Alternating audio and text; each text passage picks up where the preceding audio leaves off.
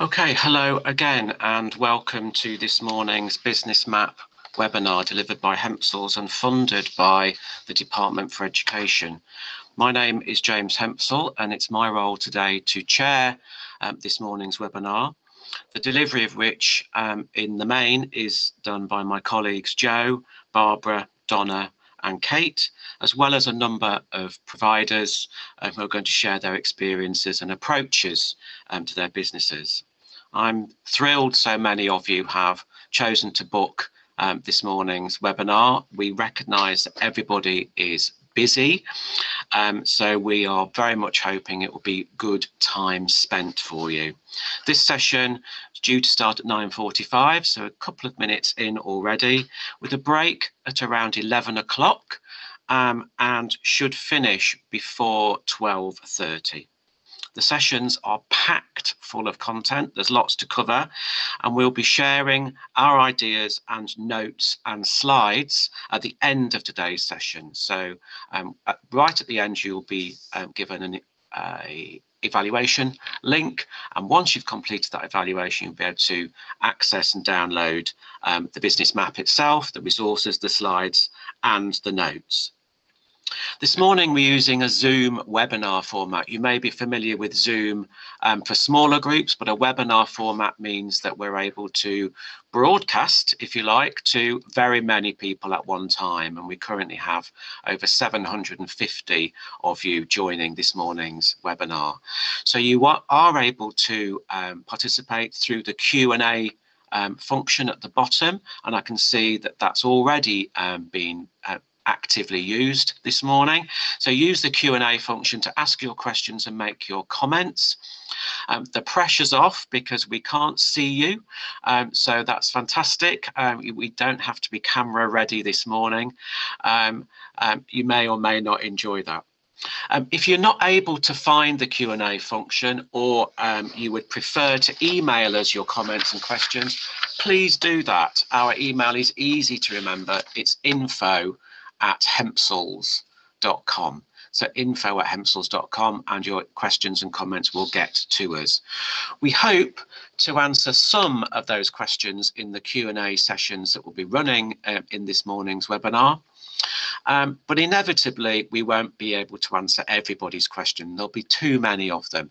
So we will be publishing a frequently asked questions document after today's event, and share that along with a recording of today's webinar, which we will put onto YouTube and circulate through the Foundation Years website. So if you want to revisit any aspect of this morning's session, and for the benefit of those people who haven't been able to join us today or for the whole time, you can access the recording later. Thank you to DfE for funding this morning's webinar. It's for all different types of early years and childcare provider. And we know from our own past and our recent and our current experience as being practitioners and providers, whether that be a home-based childminder, out-of-school club, small voluntary playgroup, nursery or chain, a school, a children's centre, we know it's a complex task, and we know how busy and uncertain things are at the moment. The usual task of balancing quality and health and safety with parents and children's needs, funding and fees and business sustainability remain. And this webinar aims to outline the steps that we could all take to business plan for now, for summer term and beyond. And it's developed around a 6-step process. Could we just go back to the last slide? Thank you. It's one of the task of balancing all of these things is really crucial. And we've developed a process that's around a 6-step business map process to help thinking and the necessary business decisions that support business change and sustainability. Whether you are new to the role as being the business person in your setting or an experienced manager, we know that one size doesn't fit all when it comes to business support for early years and childcare. And so it's really important that we're open and honest about what we're aiming to achieve today. We're aiming to achieve a session that in some part is useful for you if you're new or if you're the most experienced business manager. we're aiming to do a session that might be reassuring. It might help you benchmark what you've already been doing and to think about the ideas that other people have and how that reflects and connects with what you've been doing. We know this because we've spent 20 years plus supporting early years providers with change, with setting up, with introducing new government policies, new offers like 2-year-old funding, 3 and 4-year-olds universal, moving from 12.5 hours to 15, 30 hours childcare. This year has also had significant change and an unexpected change. And you know, on top of that 20 years experience, we've spent the whole year working with early years and childcare providers on business support, whether that's in whole group, large number online webinars like today, or smaller groups in active training workshops, or confidential one-to-one business support where providers want somebody to help guide through the necessary processes. And we've been asked by DFE today to share our approaches and some of those tools and resources that we've developed and changed this year, as well as highlighting the resources that already exist out there in the sector, developed by other sector organisations. So the structure of today's session, we will look at what's changing and how we find out more and consider the risks before we look at some ideas and a Q&A opportunity. We will then break. Then after the break, we'll look at some more ideas, hear from providers around what they've been doing and how they put that into practice. Other ideas, plans and decisions, and again, another Q&A opportunity. We just go back back to that slide again, please. Thank you, Kate. Business is just one of those many things that we need to do in early years and childcare. And this table shows you those things, a summary of those things. We have to do a multitude of tasks, not only managing health and safety and our Ofsted inspection and registrations, the quality of our learning, managing our finding and recruiting and keeping our staff and supporting our staff team to deliver through our leadership and management, working with parents, of course, safeguarding children and their child protection, managing the complexities of funding. This year we've had COVID-19 as well, and business is just one of those 10 pieces of that jigsaw puzzle. But business is the thing that we are focusing on today. And of course, that links with all of those other topics and tasks. So as I said, our aim is to help everybody by offering and sharing some useful ideas and approaches for business support. We want to help with business planning and balancing all of those other tasks. We don't want to duplicate anything that's already out there. So we've developed a business map that aims to bring all that together really and be the cement or the mortar in that brick wall. We know that many providers are capable of managing their own businesses, but we also meet a lot of providers who ask for more help or reassurance or information that helps them benchmark. I think one thing for sure is that none of us, in whatever business we're in, has ever managed a business through an international pandemic before. So if that's not already on your CV, it needs to be, because that's a significant experience and we've learned a lot, and do take regular opportunities to pause and think, actually, how have I grown and developed? How have I met those challenges this year? And celebrate those, because it's no mean feat. So the activities and the materials today have been co-produced through lots of conversations with providers. As I said, something hopefully useful for everyone, and at least one thing being used from this morning would be fantastic for everybody that's joining us today. Next slide, please. So the business map sets out 6 things to do across a 6 item structure. So the diagram there, I know it's quite small, but the diagram there sets out the process of thinking about what's changing, how we find out more, what the risks are to our business, What are the possible ideas and options for our next direction to inform our plans and decisions? And how do we review, adapt and respond to those decisions? And then it starts again. We're back to the what's changing, because change is a constant. And the process takes you through 6 things to do. What's changing? Can we just go, you're very fast, Kate, for this morning with my slides. If we could just go back again, thank you. So we need to identify the risks, consider ideas and options, return to risks and think about actions to reduce and remove them, and to complete the action plan and monitoring tool. And you will get a copy of the business map at the end of today's session to use. Next slide, please. I've referenced changing and what's changing. Well, the short answer to what's changing is everything. There's been so much change and uncertainty this year, as there is in any business year, but I think we can all agree that 2020 was an extraordinary one. And Business Map is indelibly linked to how we engage with the market. So how we are talking and working with parents by understanding what they want, need and demand, and how their preferences have changed this year. It's also how we connect with what our funders want to fund and how they want to fund us, and in what arrangements they want to put in place for that. So finding a place in that market between our own businesses, funders and parents is a complex task, and it's a huge issue right now. And I would venture we can't find very many businesses right now who are in the same position that they were this time last year. I think every business has changed massively. But what's important is that we understand and interrogate the change. So we understand what's changed, how it's changing, what might change in the future. And good research helps, but I have to say it's pretty scarce out there. Often research published looks at worst case scenario. Things are serious and they are important.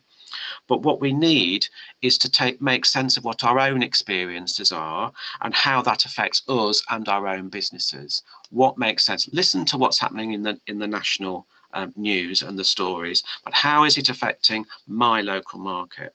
Because then we're able to adapt our business and finance models. We can understand our market and their family preferences, confidence levels locally, and needs and demands, because they're extremely fluid. And we need to include that in all of our business planning, which is a big challenge. As ever, things like employment levels and population change, birth rates, new housing, changing employment patterns, different working practices, different legislation, all remain highly relevant. And it's been a difficult year. So some settings have become less busy and are worried about their futures, whilst on the flip side of the coin, other settings are reporting that they've never been busier, and their business confidence is higher than ever before, or they're starting up new settings this year or have in recent months. So there's a sector of contrasts there. When we look at the labour market, we're so strongly linked to what's happening in the employment market with childcare provision.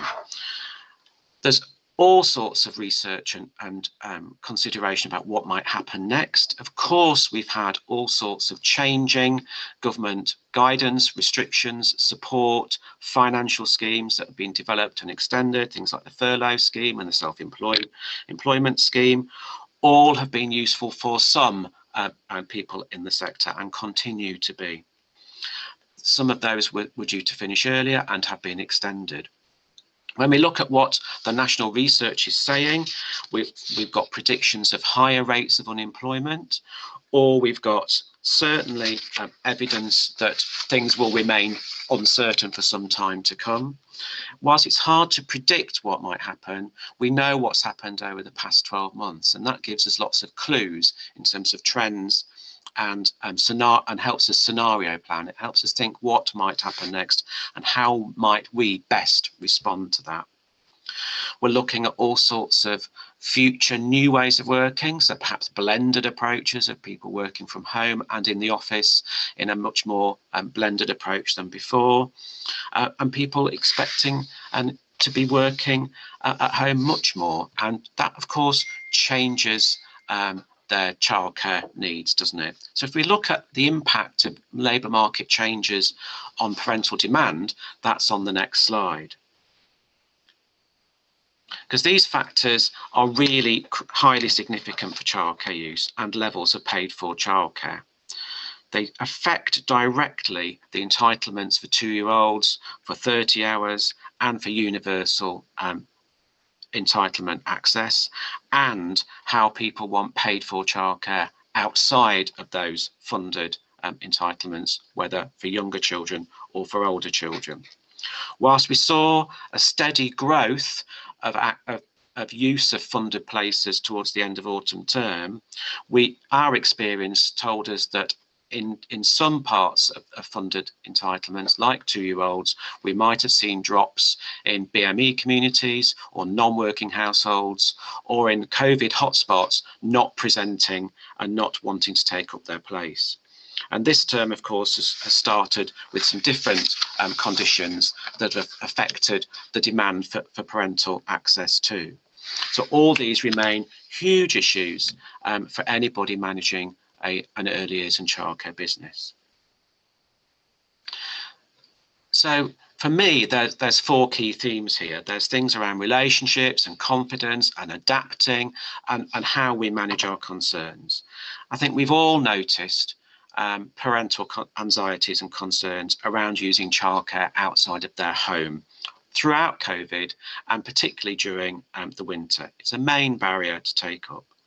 And whilst that confidence was growing in the autumn term, those recent restrictions have brought parents' anxieties around safety of provision up to the fore again, and established infection controls are being viewed against a backdrop of newly highly infectious strain of COVID.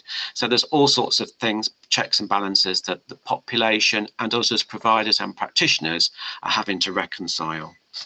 We know that lots of settings have adapted.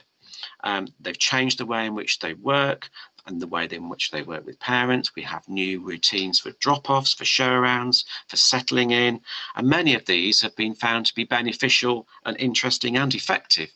I think every day a provider will tell me how their relationships with parents have grown and developed and become stronger this year. Of course, we've had to make adaptations to infection controls, and that comes with it cost in terms of time and resource. We've worked with settings who are reporting higher levels of inquiries, good indications of demand for spring and summer term, but then for others, the reverse is true. So business confidence has always been impacted and affected by not knowing what will happen next and how it will affect our business and financial models. So that's where Business Map comes in. That's where today's webinar comes in. That's how we want to offer something that's slightly different and makes sense and joins all of the existing support up. So there's your context. Let's think about what happens next. How can we find out more about the Business Map? And I will hand over to my colleague Joe, who has been the architect of the Business Map approach. I don't think anybody in the country has done as much business support with early years and childcare providers this year than Joe Pringle. Thank you, James. The Business Map can be used to reflect on current business issues and needs, including how COVID-19 has affected them. It will help to consider ideas and options and to support that business thinking and direction. The information collected and the tools included can assist to develop plans to balance service delivery with safety and sustainability so that we can think about the now, the next and the later. Using the tools can also help to embed processes of regular review, and there are links throughout to other support. The Business Map starts by unpicking what is changing in your setting. It helps to establish take-up trends and recognise emerging changes in parental preference and patterns, analysing demand and occupancy, understanding if preferences are changing. All this information can help your estimates and your planning to what might happen next. The occupancy and staff ratios in early years the occupancy and staff ratios in early years providers research report produced in October 2022 by the department aim to better understand providers' perceptions of what affects occupancy in their settings. The report focused on the experience of the sector before COVID, but there are some considerations that inform business decisions today. Interestingly, providers completing the survey rarely described occupancy at their setting as being high or low. Instead, they referred to the number of children enrolled compared to the number the setting was registered for, as well as variations across age groups, days of the week, and timings of sessions. Providers spoke about being full capacity or working below capacity. There were instances where sessions reported being full capacity based on the number of staff employed rather than the number of places or the maximum places that actually could be booked. Some providers used comparisons with previous years and others compared their settings performance with that of settings of the same type or other settings within the same area. In the business map, the starting point is analysing occupancy. This early step is important to understand historical patterns, how they compare to previous, where we are now, and also to look at predicted occupancy. You may describe occupancy in a variety of different ways, as the survey illustrates. However, counting children on register can be misleading, as it only measures the number of children who come through the door of the week. The illustrations used in the business map consider the number of children and the number of hours taken, funded and paid to ensure an accurate occupancy figure is used to start support planning. We know not all providers fill places all year round or achieve 100% occupancy.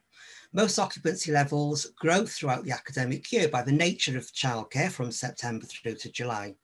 In many cases, settings may be full by the end of the summer term, but others often reach a maximum capacity, somewhere from 65 to 85%, because they may choose to operate at that lower capacity for many reasons, and some of those illustrated in that research.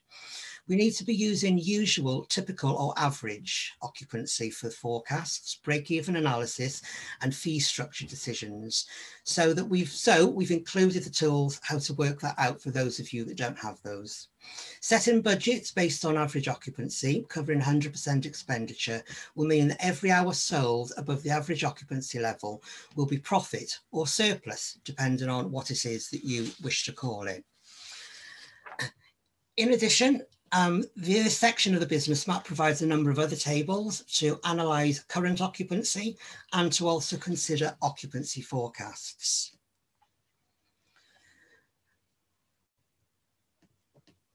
As this will be what we're going to do, as this will be what next year's budgets and forecasts are based on. In the DfE Occupancy Research Report, participants also reported a number of factors which providers perceived affected the demand. So as well as thinking about occupancy, we need to think about demand. These were broadly separated into area characteristics and setting characteristics. Being rural had advantages and disadvantages. Tight-knit communities, less competition, returning families, and word-of-mouth recommendations were all positives for rural providers.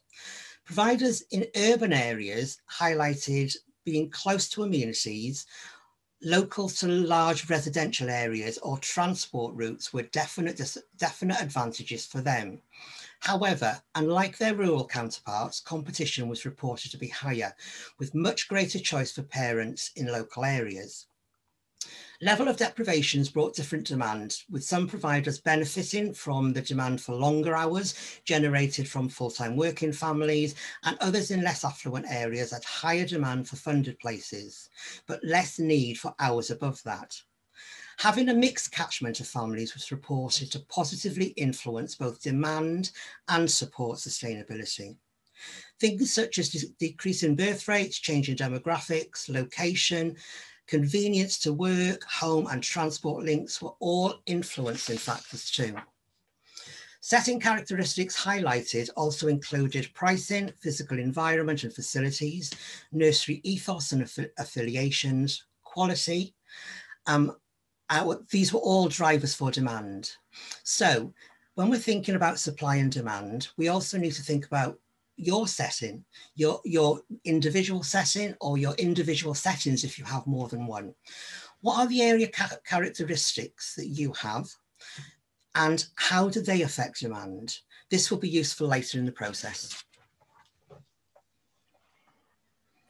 So as well as the area characteristics and setting characteristics that Joe's just discussed, providers now have to consider parental preferences and behaviour changes.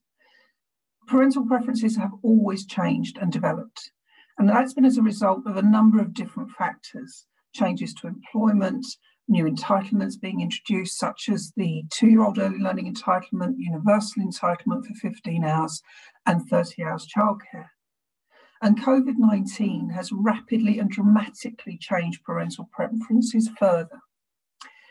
As you know, people working from home or furloughed or redundant have all impacted on demand, and this situation continues to unfold. The decisions parents and families are making about early education and childcare are fluid, open to change and somewhat unpredictable.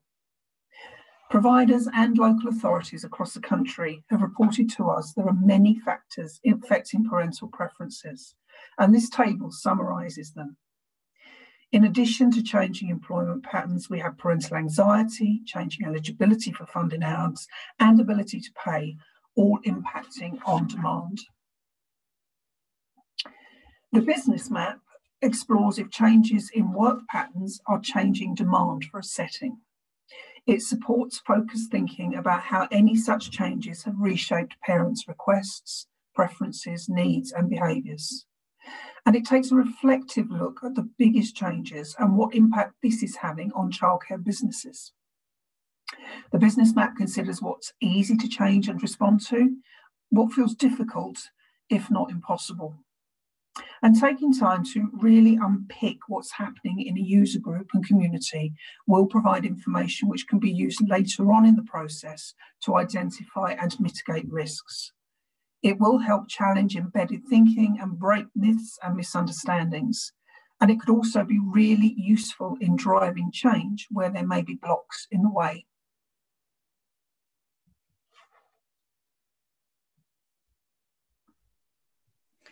So let's go on and have a look at some of the tools that we can use to be able to find out more about our business and understand it better.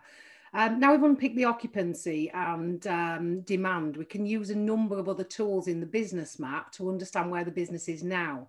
And we're going to spend a little bit of time reviewing this section of the business map to have a look at some of the tools that we have to be able to measure the progress. So we'll look at some of the different tools, and in particular, we'll start off by having a look at the SWOT analysis and a pest analysis. Because just like when you do appraisals for your staff to be able to look at their performance and their progress within the business, these are the tools that we use to be able to look at the business itself and how that's performing. So these tools will help you to find out more about what's happening to the business internally and also what's going on externally. Because although sometimes we can't manage external factors, we can think about how that affects the setting and how we can use that positively.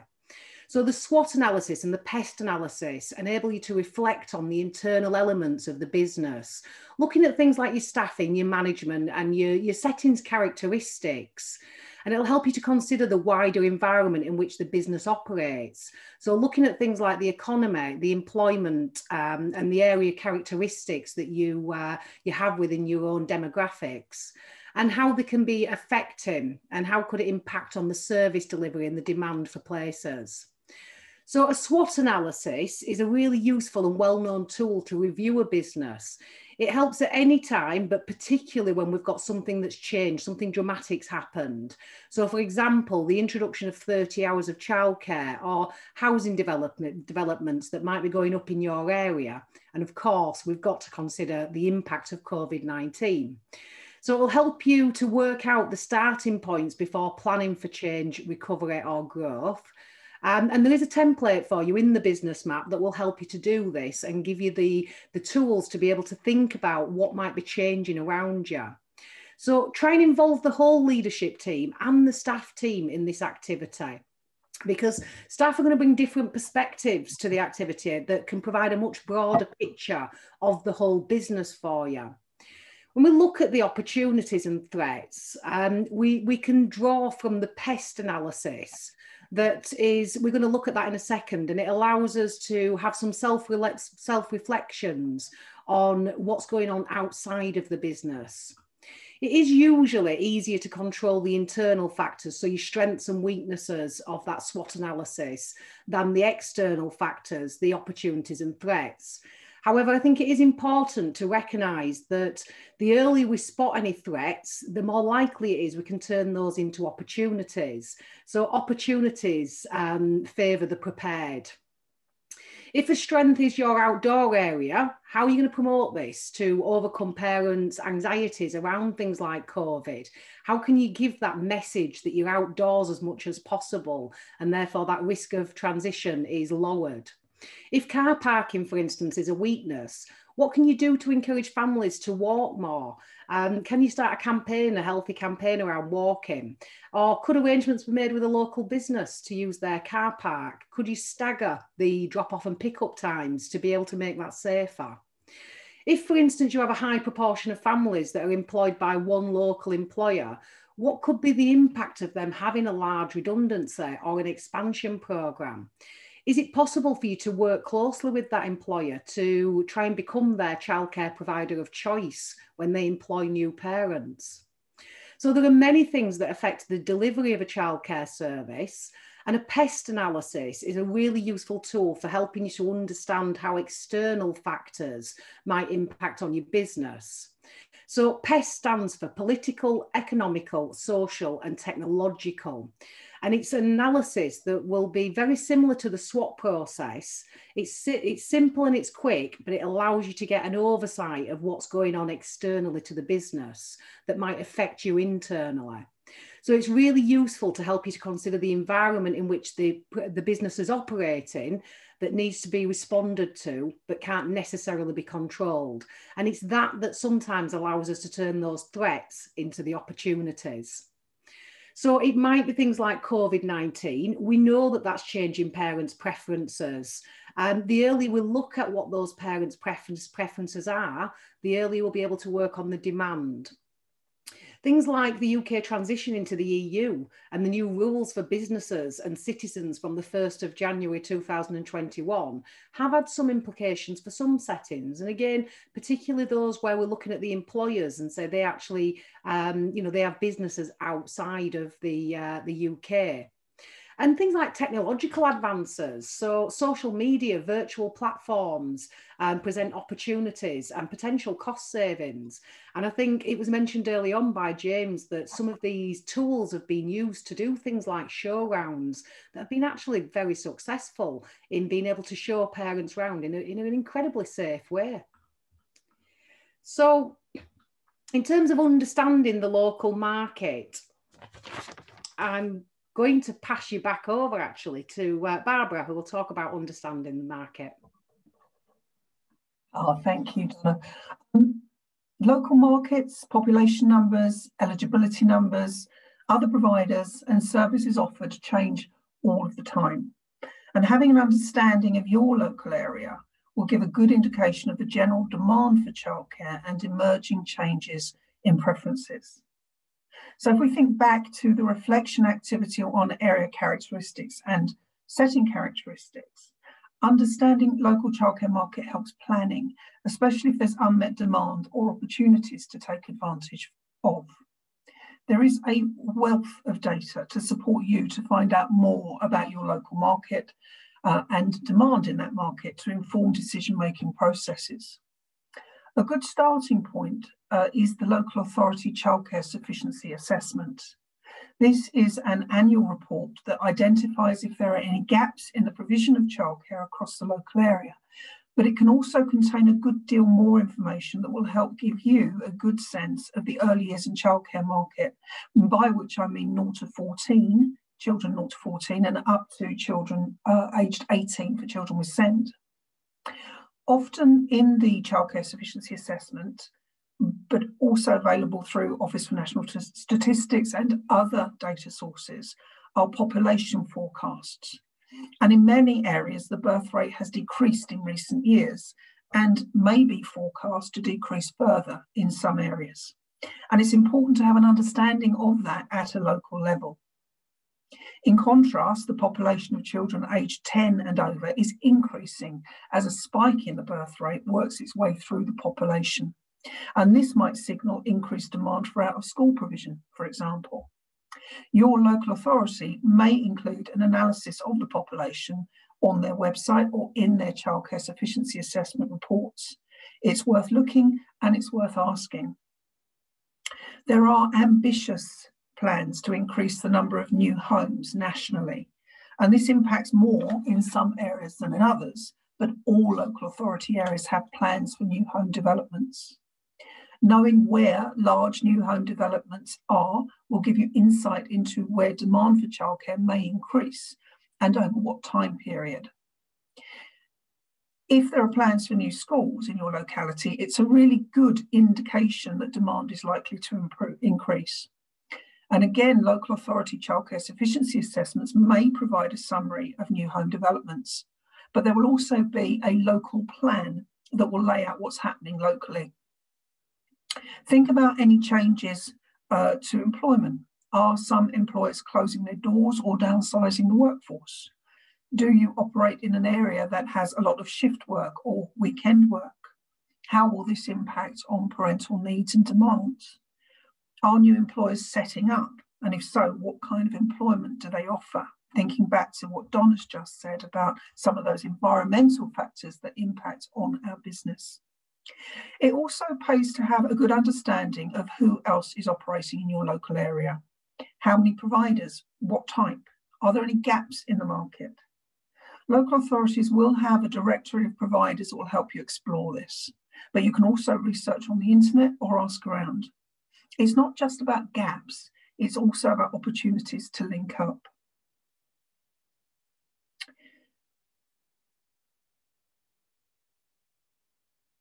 Understanding the services on offer and the fees being charged in an area is vital information to inform financial planning. All childcare settings will have different costs of delivery and often charge different fees. For example, if one provider has a mortgage and another local provider has a very low rent, premises costs will be very different. Whatever is charged should be based on actual cost and expected profit, and not on what everybody else in the area is charging. It may sound obvious to say that, but such practice is reasonably common. So we would encourage you to think about 4 quick questions to consider. What do other childcare providers offer in the area? What flexibility choices do families have with other providers? When are they open from and to? And what do they charge? So we're going to go on and have a look at some of the key skills that are required in terms of managing the money in your early years setting. And I think we're all aware that management in early years and childcare requires a whole range of skills and expertise. And good quality business activities must sit along the high quality education and childcare offered. And those two things go hand in hand and are equally important. Whatever legal status a childcare provider has, whether it's profit making or not, it's absolutely essential that the covering and they have reserves built up to support sustainability and the quality of the setting. So the business map will take you through some of the things to consider. And it'll look at all early years education and childcare businesses needing to know that the break-even point and the break-even hourly rate is key to understanding the finances of the setting. So a break-even point is the point at which expenses and revenue match so that there is enough income from the hours sold or funded, regardless whether that's privately sold or to the local authority, to cover all the required expenditure. Understanding the hourly break-even rate will ensure that fees generate a surplus of profit for the reinvestment into the business, and particularly the quality side of the business. So the illustration in the business map provides a step-by-step walkthrough the mathematics so that everyone understands the formula. And I think it is useful to understand the formula. However, for those of you who would prefer to use a pre-prepared calculator that populates the answers for you, there are several links in there to Payset and to NDNA, some of the business tools that are out there already to help you, to support you to do the job. Once that cost analysis is complete and the break-even hourly rate is identified, it's then possible for you to identify what's changing year on year. So what happened last year, what's happening this year? What's the difference there? It'll help you to look at the annual increase in costs or the lower occupancy figures that have been affected and the break-even hourly rate that sits alongside that. And it'll also help you to look at whether the fee structure's right and whether there might need to be any changes made there. It's also really important that we use the cash flow or the financial forecast to enable the business to plan activities for the year ahead. So it's used by businesses to forecast income and expenditure for the year, and it's included as part of a business plan. It shows an informed estimate of the income, the costs and the expenses, and it gives a forward look at the business expectations for the coming year. We do need to review this on a regular basis for it to make any sense and for us to be able to use that information to be able to make those changes that we need to make. So ideally, the business map will help you to explore if and how the cash flows changed recently. There are two simple cash flow spreadsheets as part of the resources. One of them is going to assist you to reflect on what happened since March 2020. And the second tool is there for anybody who hasn't yet prepared the forecast for 2021 to 2022. So looking forward into the next 12 months. Now, ideally, a childcare business will try over time to build up and then maintain reserves at a level that's sufficient to cover at least 3 months of average staff costs and the routine operating costs. And this is important for any business to keep that sustainability. Many businesses that fail do so because of cash flow forecast.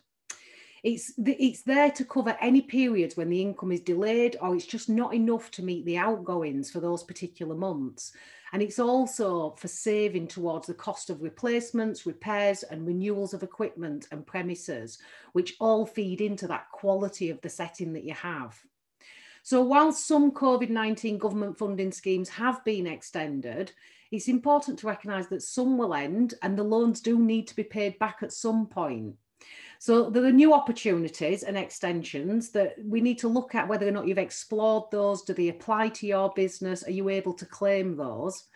And also you need to be able to factor into your financial planning when those are going to end and when you need to start paying them back again. So COVID-19 support is available to employers and self-employed, and it includes sole traders and limited companies. There are different schemes set up. So you might be eligible for some of those loans or tax relief and cash grants. And whether your business is open or closed, some of those different grants will apply. So in the business map, there is some links there to business support finders to see what support's available for you and for your business. And it's just important that we're aware of those and we know how to tap into them should we need to do. Thanks, Donna. It's good practice in any business to maintain a risk register. The risk register records minor and major risks faced by the business and the control measures which can be taken in respect of each risk. The risk register is reviewed by the management committee, the management, the leadership in general, and we regularly review this. Understanding that things are changing and finding out more about the business position are the first two steps in assessing the risks. The next step is analysing this information to identify and to define the risks. If a business identifies risks, threats, concerns, or challenges, whatever we choose to call them, it's in a better position to take steps to reduce or remove them. At this stage in the business map, providers are asked to use all the information they've collected, collated, thought about, and reviewed to identify the risks and consider how they may impact on their business. So, for example, a risk that we've put in as an illustration is that things are changing, demand has moved significantly. We're finding that families are reduced back to funded hours rather than the extended days that they have. So parents are paying for less hours and the additional services. So thinking about the impact on the business, some thoughts and illustrations that we have lower occupancy. As a consequence, our income is smaller. As a consequence, we're not breaking even and achieving the income that we'd set out at the beginning. Another risk to identify is that actually, because we've got fewer children, that we actually need less staff, that we're actually overstaffed, and there are times of the day that we potentially need to make changes. So having identified the current business situation and possible risks, the business map now focuses on possible ideas and actions. So for each of the risks that you identify within the business map, there is a risk register to record the risks that you've pulled out of the information and the analysis that you've done, and then an opportunity to identify, what are the impacts on my business. Once we get to that stage, we start to think about the things that we potentially can do. And in the ideas and options, there is a whole list. Now, the list isn't exhaustive. It's a starting point to focus thinking, to start to think about possible ideas and actions. This section contains some thoughts, some checklists, things to consider, and links to further resources, including all those created by PACey, Early Years Alliance, and NDNA. And there will be a plethora, lots of others out there that you potentially are using and have found. Some of the ideas and options you may have already explored. Some may not be applicable to you because you are all different. And that's the beauty, but also a challenge of operating a business in the childcare market, that you are all different and there is no one opportunity or one fix-all idea. So hopefully the information will give you some food for thought to support actions to reduce, mitigate, and possibly take away the risks we've identified.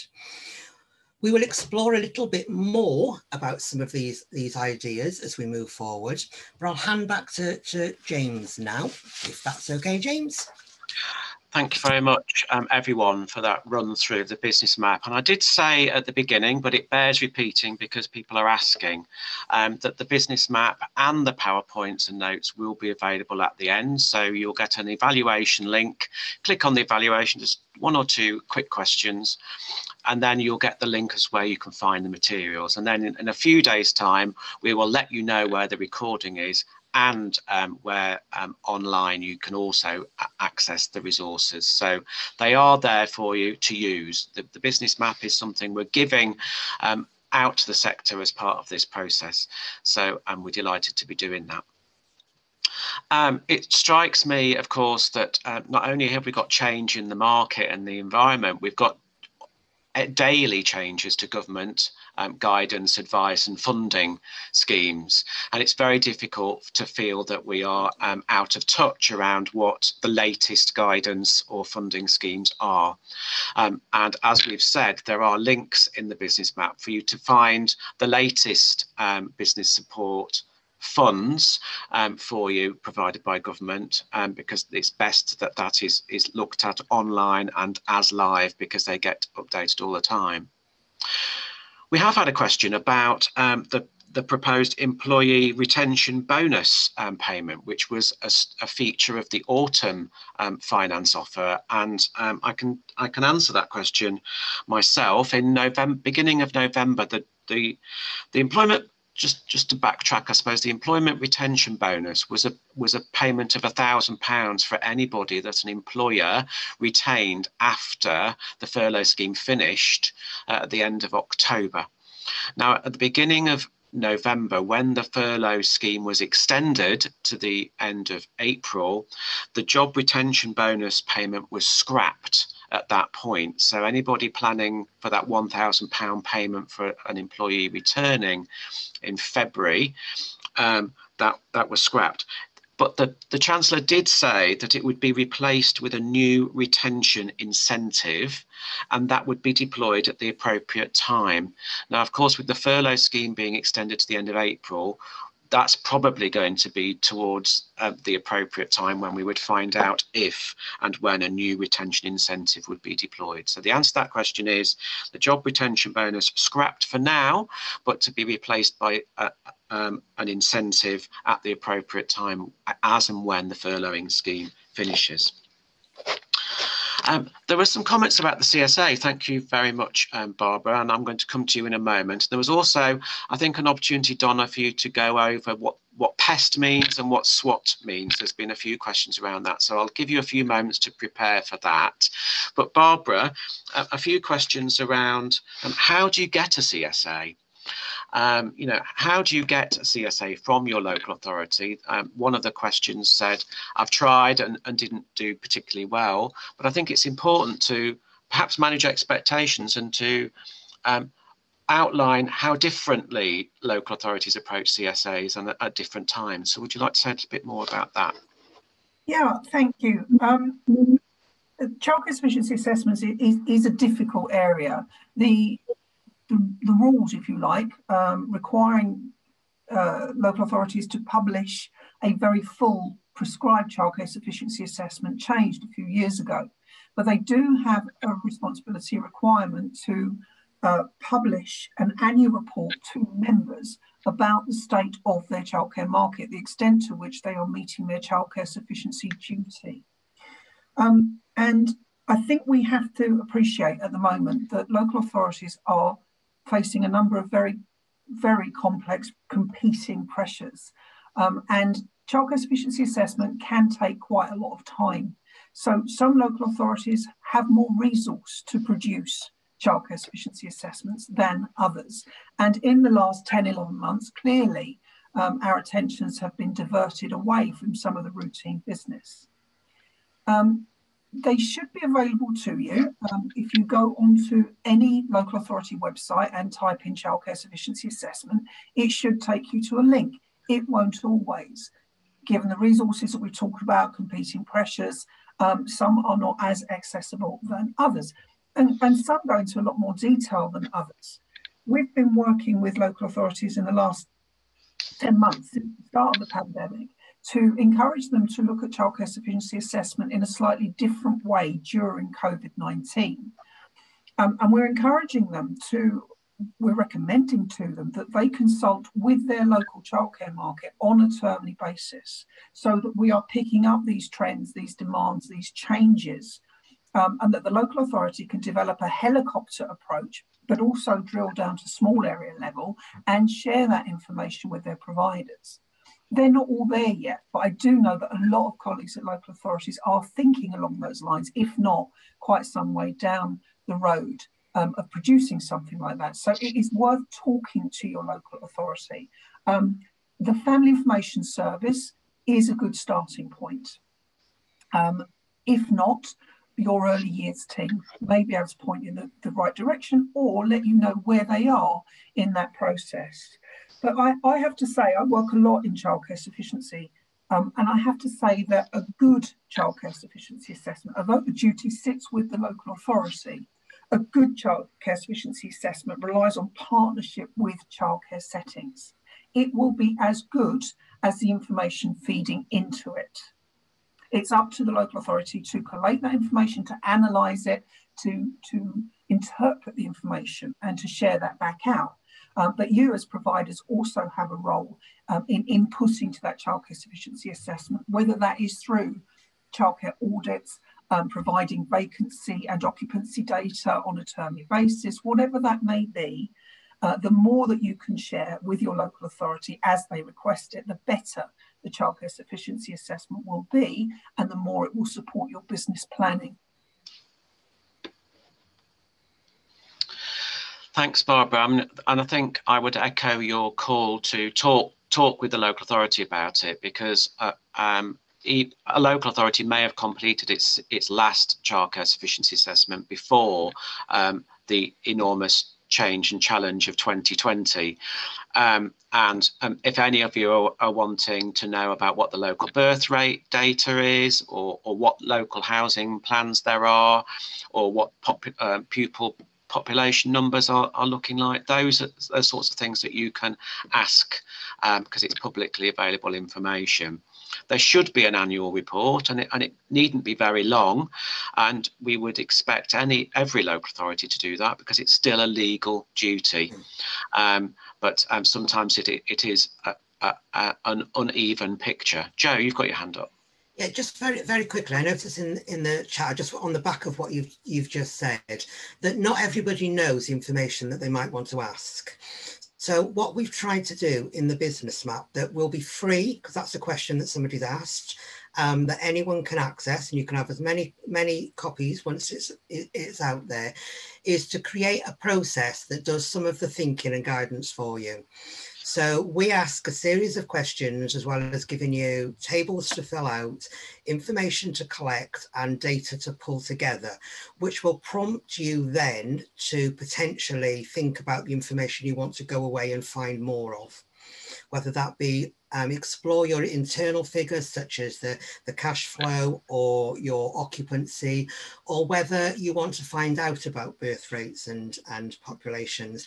And all the information that's covered in this webinar is all reflected and information that will help you through stage by stage, written as simply as we possibly could keep it, because we know that sometimes business terminology such as PEST and SWOT and CSA and the acronyms that we use can be confusing. So hopefully that will be helpful. And that links absolutely into what I'm going to ask Donna to go through, because we had a flurry of comments and questions around what does PEST mean, what does SWOT mean, and Donna did then expand and explain what they were, but I think it's worth a recap. It didn't help that on our slide our SWOT analysis picture was back to front, so apologies for those of you that have noticed that picture is back to front. We will sort that out, we promise you. We don't want to make things extra difficult by giving you back to front SWOTs. And there are templates in the tool.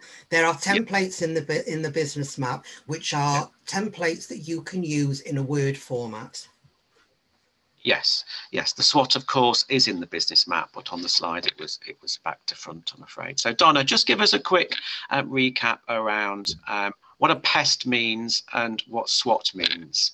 Okay, so thank you for asking those questions. The SWOT analysis, it's your strengths and your weaknesses, it's your opportunities and it's your threats. And usually what you'll find is it comes in a box, and you've got 4 quadrants, and you answer these for your own personal business.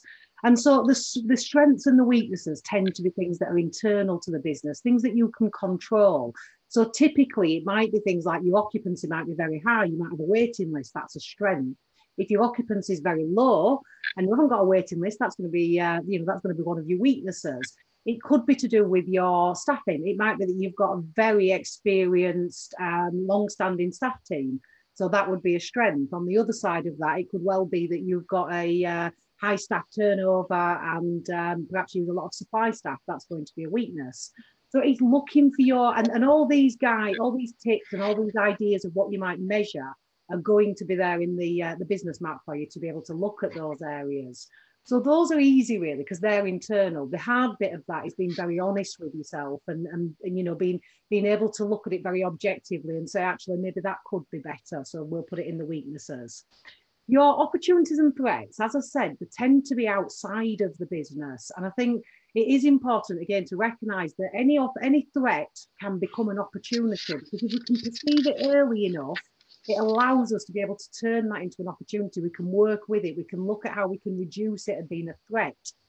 So it's, let's take an example in terms of maybe a threat that's very relevant at the minute is, there was a question on there from Athos who was asking about holiday clubs because you're an out of school club and you don't have any funded children in the out of school club. So seeing that early on and perceiving that as a threat, that actually, our out of school club, if we don't fill it, it's not going to be financially sustainable. It doesn't break even if we don't fill it. Being able to see that early enough and say that's a threat of COVID because children can't come and use the service, allows you to be able to look at the financial forecast, see what sort of impact it's going to have. And then, in answer to the question that you raised, you mentioned in there that the only option you could see was to increase the fees during this time. And that might be an option. I think it might also be about asking parents, do you really need this service? Because the cost of the service has increased. And so if you do really need the service, we might need to look at putting the cost up. You might find that parents turn around and say, well, actually, I don't really need it. I've just carried on putting my children in it because it was available.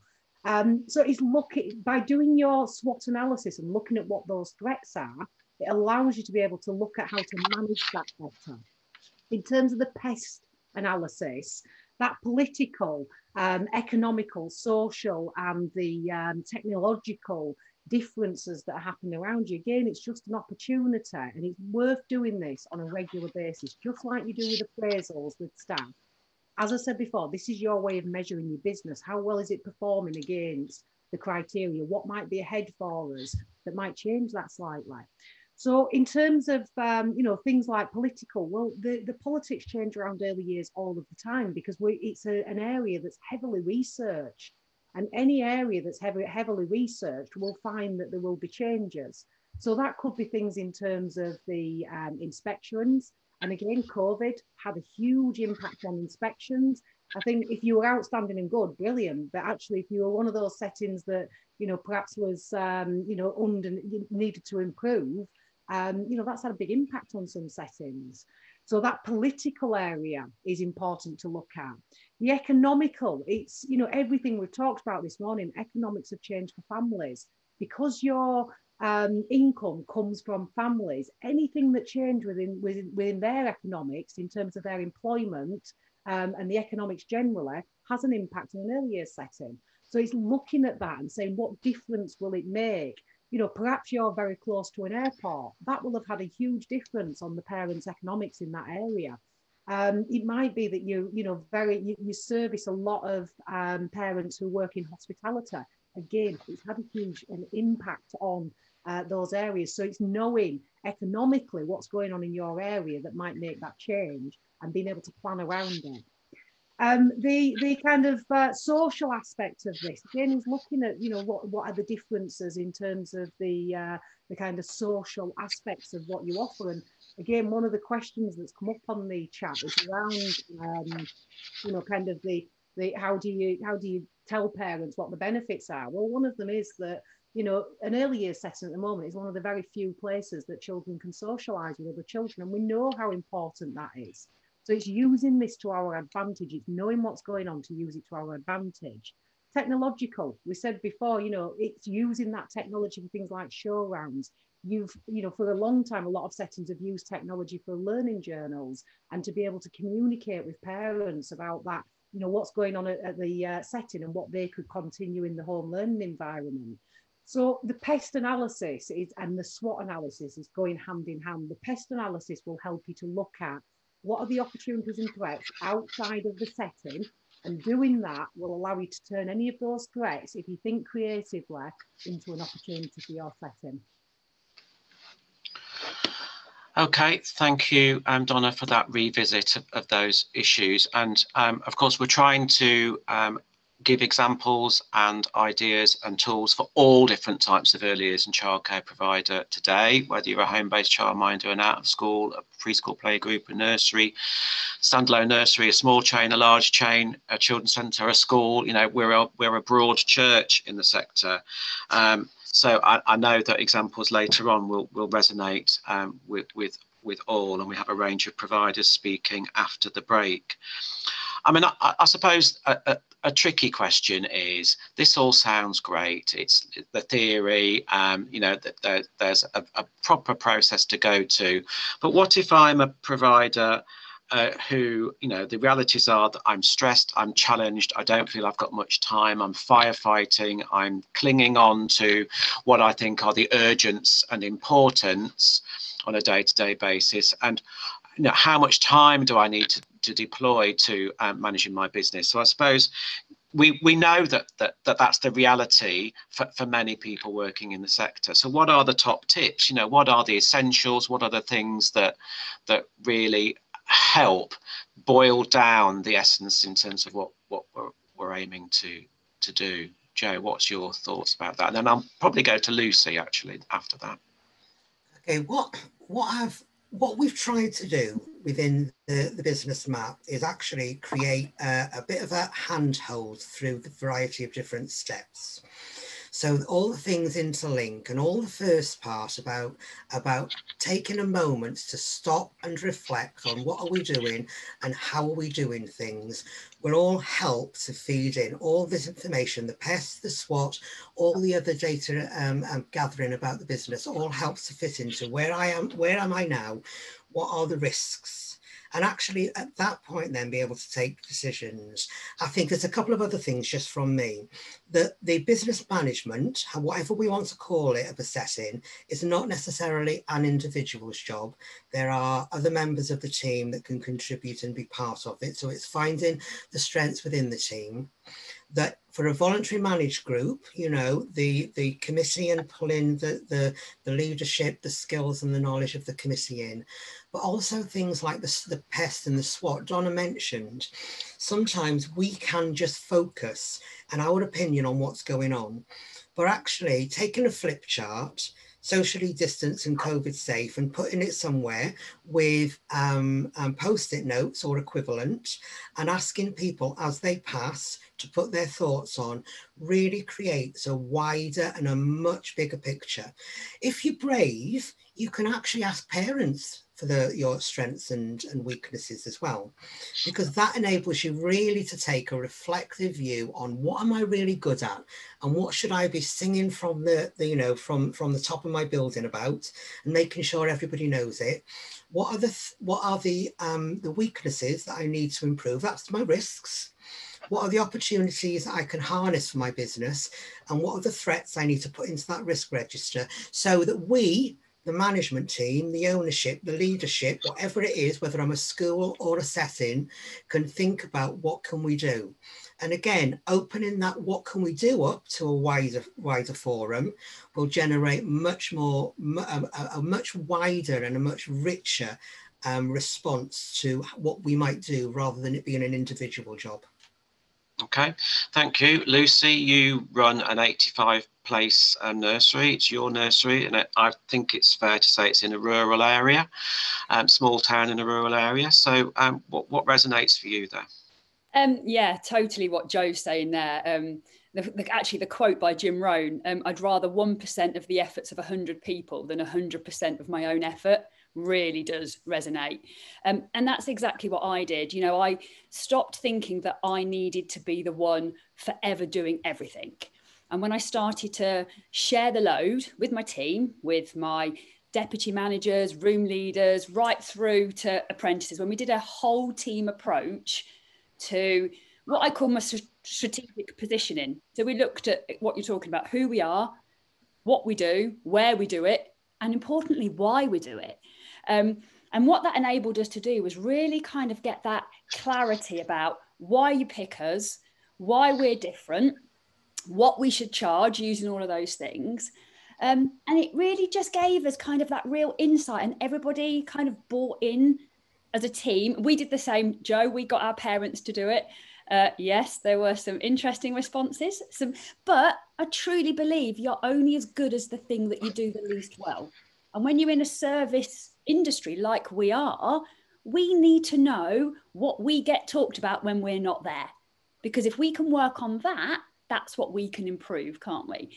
And for me, it was just about kind of going back to basics. You know, I've lost my out of school club because of COVID. And actually, it was a substantial amount of my income. So I've had to really look at my entire business model and future-proof it so that actually it can stand without my school club, because I need to not have my future sustainability held so strongly by outside influences. You know, I need to be the master of my own destiny. I need to make sure that what I offer is sustainable, irrespective of global pandemics and changing landscapes. And like James said, I'm really unique where I am in my local authority. There's more supply of childcare than there is demand. We've seen year-on-year decline in birth rates. I am a massive advocate of a childcare sufficiency service, but totally echo what Barbara says. It is only as good as the information we give our local authorities. So I'm quite often telling them ways that the information would be more useful. And I think that's that thing, isn't it? Really using our local authority early years team as our support and guide. You know, sharing with them what would be useful to hear, what isn't really useful. But that's all kind of pulling it together. And I think what you're doing here with the business map is absolutely brilliant, because when I changed from working in my business to working on my business, it absolutely transformed it. And I'm really proud of where we are now, but that I had to find the time. I had to get selfish and become the CEO of my own company, not just the manager. Because, you know, there are big organisations, the chains are getting bigger, and there's a reason for that. And I truly believe that as single site owners or small group owners kind of can find that unity together, the differences in our, you know, the similarities in our differences, and become the sum of our parts in our sector. Okay, thank you. Donna, I could see you nodding a lot there. So what are your thoughts on top of that?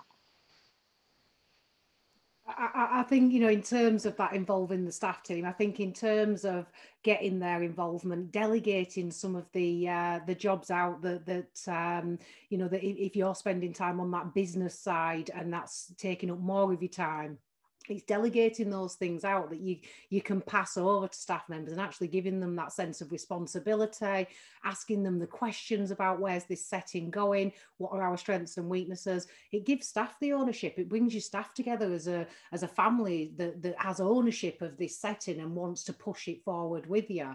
And I think in terms of kind of passing those things down, quite often the work that I do with early years providers, it's a nervousness that staff might not get this right, they might not do it as well as me.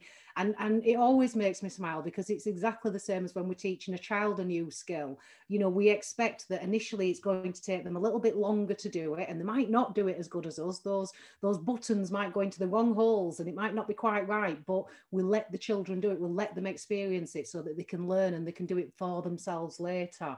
And I think delegating is very much that. It's about giving staff the opportunity to try it, giving them the time, and then they will master that skill, and that then releases you to do some more of the business stuff that at this moment in time in particular is absolutely essential.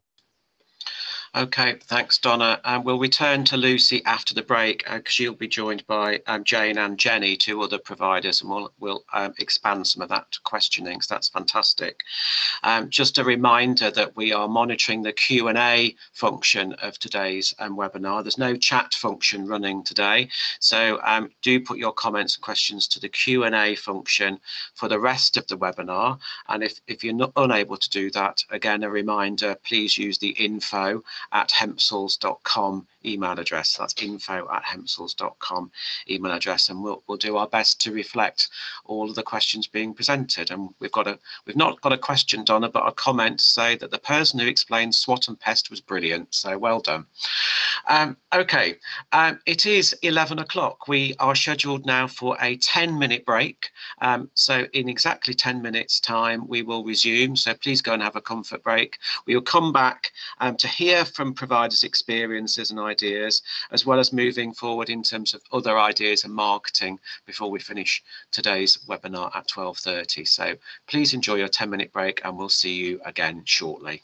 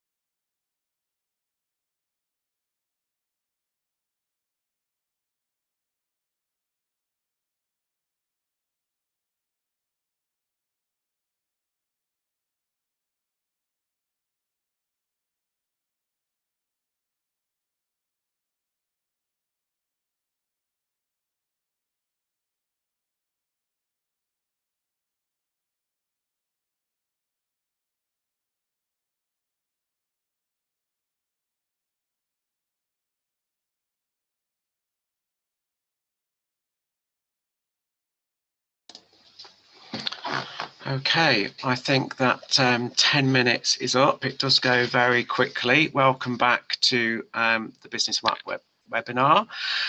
This next slot is having input from Jenny Pond, Lucy Lewin and Jane Todd, all providers who we've been talking to and with around approaches and changes to business. I'm going to allow you a moment or so to introduce yourself before I start posing some questions from us and from the Q&A function as well. So Jane, would you like to kick us off and say who you are and where you come from? Of course, yes. I'm Jane Todd. I own a nursery in County Durham, just outside of Durham, a 58-place nursery. So I've been dealing with, obviously, the impact of COVID in the first lockdown now, and also working a little bit with our authority on that as well. Thank you, Jane. And now Jenny Pond. Hiya, I'm Jenny. I'm a childminder from Southend, and I own Jenny's Childminding Services. Thank you. And Lucy. Oh, hi, yeah, I'm Lucy Lewin and I own an 85-place day nursery in Rutland. Okay, thank you. It's the same question to all three of you. Obviously, the business map explores changes in work patterns and preferences and if and how this is changing demand. It asks how changes have reshaped parents' requests, preferences, needs and behaviours. Really keen to hear from you what you've noticed in terms of those changes, what trends have you noticed and what's worked or not in response to those trends and changes. So we'll go with Jane first. Okay, well, it's evolving, this, isn't it? We've obviously had what was normal. We moved into the first lockdown where we had no choice and we were either closed or only open to key workers. Obviously, at that point, when we reopened in June, my own setting, a lot of parents were still very cautious about coming back, as it were. Schools had been closed. So there was a whole lot of dialogue to be had with parents about how safe we are, or what the concerns were working with parents. And of course, the huge thing of the financials. Obviously not charging if you're not providing a service, but then when you're open and providing a service, but parents don't want to come back because they're cautious. You've got the balance of working with parents short term of what do your policies say, but also wanting to keep goodwill and parents long term. So there's a lot of business decisions you're making with that, and they're also thinking about your sustainability of jobs for obviously your staff as well. Gradually we did creep back up and practically normal numbers for September, and of course we're in lockdown again now. Difference being, of course, government has said we're open to all, but are we open to all? The big issue we found that I imagine many of you found that with schools offering limited hours for key workers' children, you have the issue you're open to all. I already got a handful of children not coming in, yet we've got a lot of staff members saying their school can only take the children 9 till 3. As a business, you're trying to work out, we're not open 9 till 3. How do you look after your staff, be sympathetic to them, respond to parental demand? And parental demand is they need your service 7:30 till 6 o'clock as usual. And so trying to meet the needs of staff, children, parents, offering a good service, but also thinking long term about sustainability, not just the short-term decisions for making it work this week, this month, but what happens if this goes on end of Feb, end of March, April, the same by September when they want everyone to have the vaccine. So you're trying to keep short-term eyes on what's going on, and also the longer term for longer term sustainability there as well. But at the moment, our parental demands, apart from the after school that we talked about earlier, haven't changed. Our parents need that care to be able to work, and therefore the reasons they first brought the children here, we've still got that issue. I know some settings, if children are mainly in for socialisation purposes, they've found a huge drop in numbers. But us personally, our setting is, it's supposed to be business as usual, but then all the extra issues of staffing and costs and things to ensure that that can happen. Okay, thank you. And how about Jenny? What's your approach to that? So obviously having a smaller setting, I've got obviously a lot less struggles with parents. But honestly, Joe, I couldn't even imagine like the bigger settings and the struggles. I just have 16, so I have 16 families on my books. But having to juggle all of those, it's, yeah, the words don't, it's a lot harder than the words that you say, isn't it? Like, But yeah, like all of us, I've been on a roller coaster for the last 10 months, having compressed hours, as obviously parents are working from home. So I've had to strengthen my negotiating skills to ensure that the children still get their learning and that takes priority. To personalising contracts, so to suit the families and children. Remaining open all of last year, prioritising the vulnerable and key worker children, then back to a full setting when the guidelines allowed us, was a mix of emotions for all of us. But COVID has hit me personally, and it's made me realise how important it is that our own well-being, when making these difficult decisions to close for January, to grieve and look after myself, keeping my setting safe. And just, it really became clear that those strong partnerships with those parents when you first meet them was vital, as the support from them and the trust needed to get through this pandemic made everyone's life a little bit easier. As a small business, having 16 families at present, I've always focused on partnership working, keeping good communication between my parents, my assistant, other practitioners and the little ones. As illness has been paramount to keeping a safe and reliable setting, when children have taken time off, I've found that these ways really work well with parents. So providing 10-minute video calls with the little ones, don't really need more than that, just to check in, to answer any questions and to give effective links for home learning. So it really kind of pulls that strength in the communication with parents, keeping us all together and making sure those little ones are excited to come back and still feel part of a team. This is great actually for my Who's Famous activity. This covers all 7 areas of learning. So each parent has a WhatsApp group right from the start when they start with me, so they can see a daily view of what their children are doing. Keeps us up to date on their learning, including my Karen, my assistant. This gives the child a choice. So when all the parents send me their photos and videos, it gives the child a choice to share with their friends.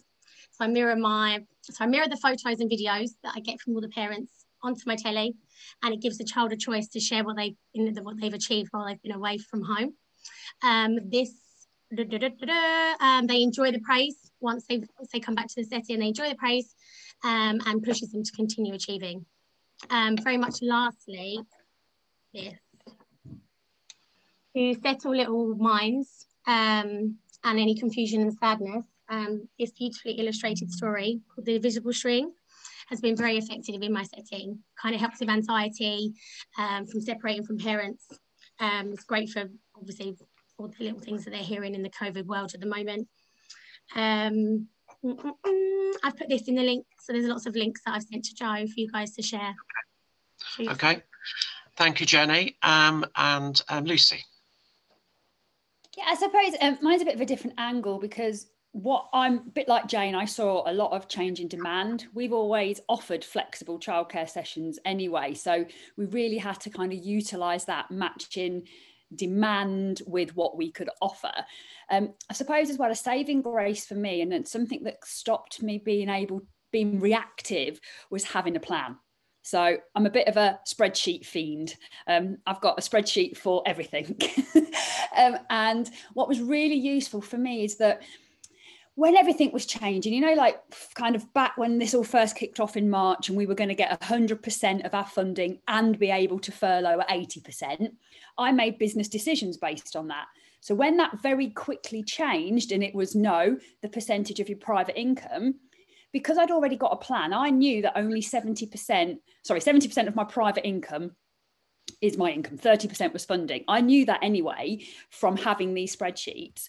So for me, it was a quick change in a spreadsheet, and that changed my plan. So I didn't have to spend kind of hours panicking and reacting to what was going on. I was able to just kind of adjust, refocus and move on, because I think a lot of this for me has been about dealing with really what is happening, you know, not getting swept up in fear and the media, propaganda and everything that's going around it, and just keeping that real working locally, thinking globally attitude. So I can only control my setting.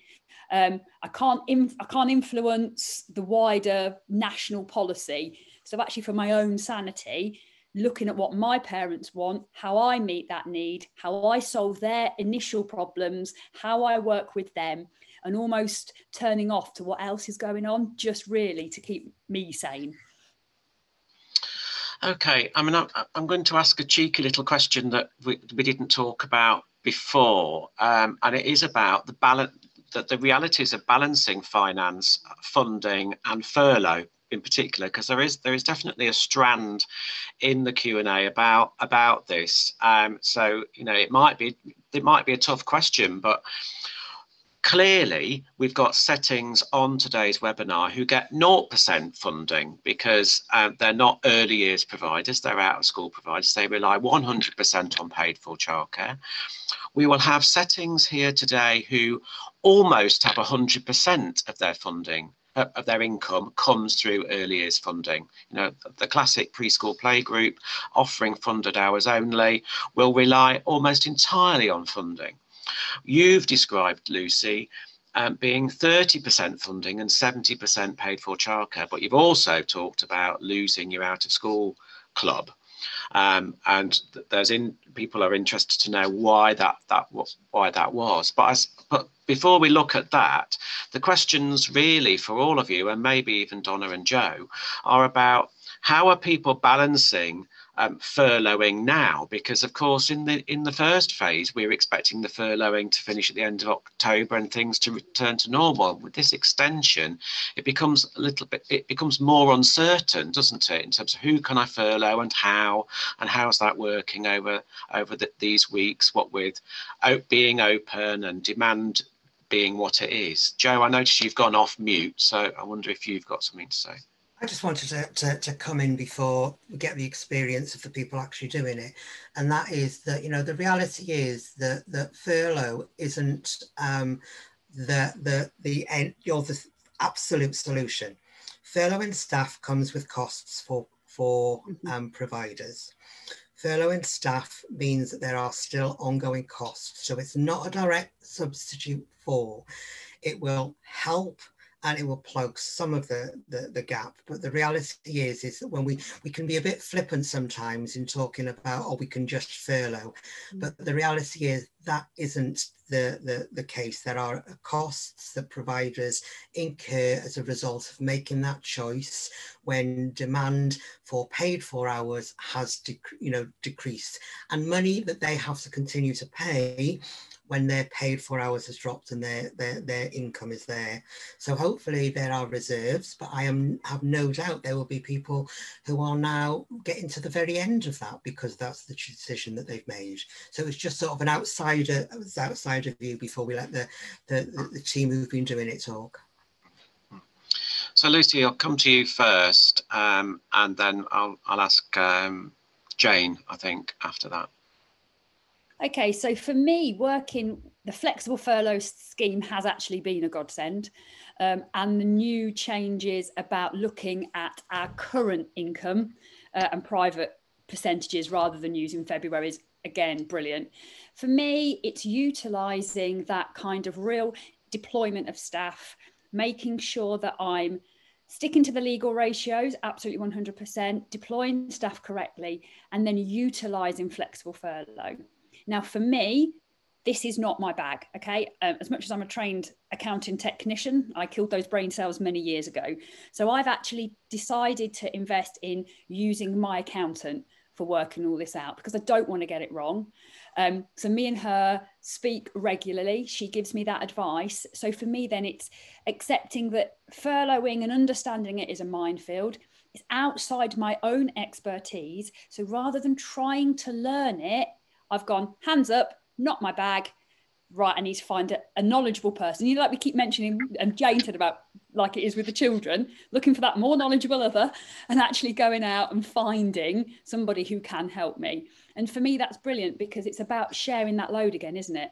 You know, I can then focus on making sure my ratios are right, making sure that staff are in the right places, working with the right children, keeping it flexible, sending people home when they need to go home, bringing people back off furlough when I need to bring them back. And it's kind of that fluid, responsive attitude to rotoring, I think.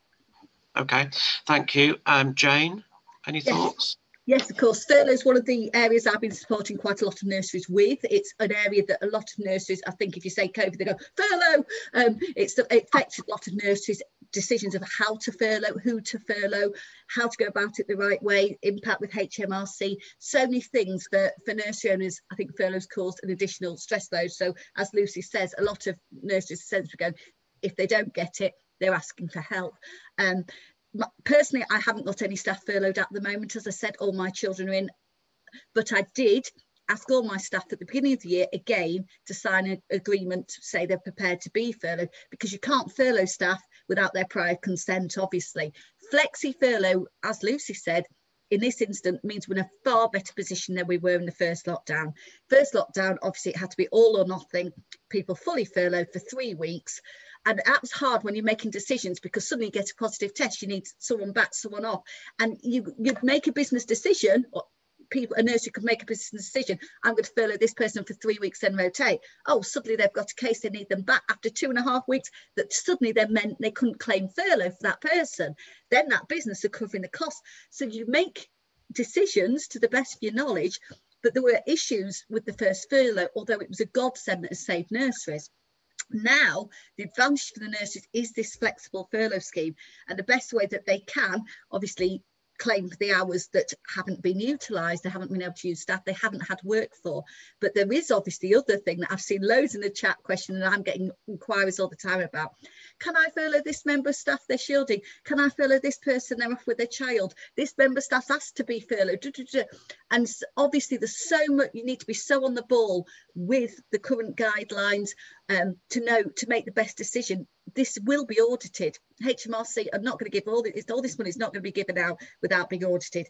You need such clear evidence trails. Your decisions need to be made with the best intentions. The whole point is we're not supposed to be profiteering in a pandemic, but it is here as a tool to support us.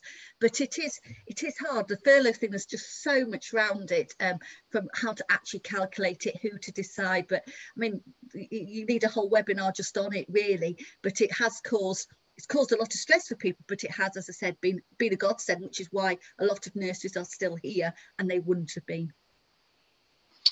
Yeah, I mean, a very full answer there, with lots of questions remaining, I think. I mean, I think you're right to say is that we could fill a couple of hours.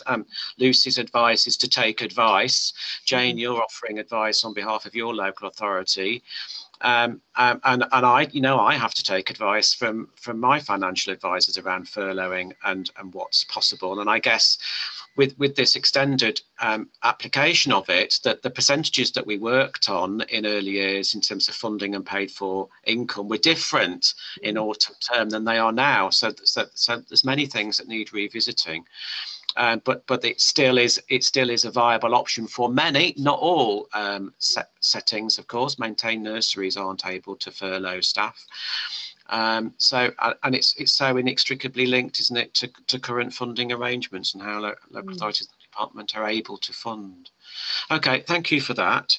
The next question is around that, returning to that theme really about finding the time and energy to manage business aspects. Always a challenge. What works for you, Jenny? Prep. I literally, like, as soon as I can, I just prep as much as I can. My Alexa is my new assistant. So I've got two now, my Alexa and Karen. So it really keeps a really good time assist. It keeps me on top of it. It makes sure that my invoice is done in time. Any changes, they need to be updated in my diary, anything at all really. And it just kind of keeps me in a time appropriate manner. So it means that I can do the things that I need to do, without, taking my time away from engaging with the children. And yeah, so that's handy for me. Also, what else do I need to tell you? Yeah, so dedicated member of staff. I know staffing can be quite hard, especially now with the COVID, but my assistant Karen, she's been a lifesaver. She's so dedicated, she's been a fresh pair of eyes with the wealth of information that's come from the DFE through my local authorities. So just really going through it together, working together again, having that strong communication, and yeah, her hours have like shifted loads. So I've kind of really had to utilize the time and, you know, her well-being. So so having her working from home, so she looks at age appropriate activities, she plans for the next month, she does my learning journeys just to keep her up to date with all the children, so that she knows what's going on. And yeah, just kind of keeping her and me working together, but yeah, just spending that time with them staff.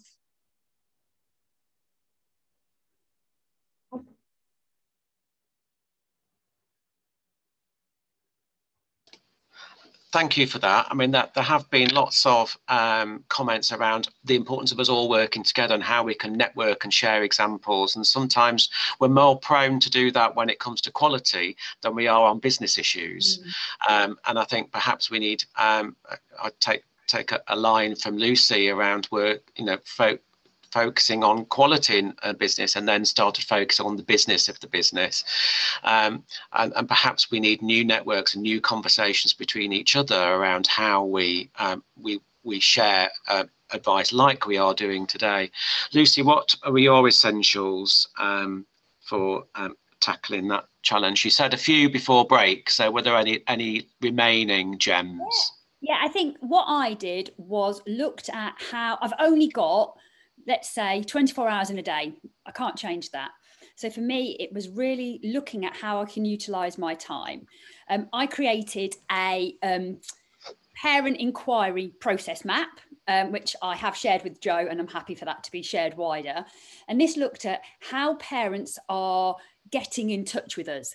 How can we make sure that urgent and important messages go to the right people at the right time? So for us, it was about creating a autoresponder on email. We realized that 75% of my manager's day was spent responding to emails, but actually not all of those emails really were necessarily needing to go through the manager. Some of them would have been best placed with key people. So we created the autoresponder, which tells you that the email box is manned at certain times during the day. We then have a answer machine message that plays out in the room. So, you know, the message says, you know, we can hear you. If this is urgent, please leave a message and we will pick up.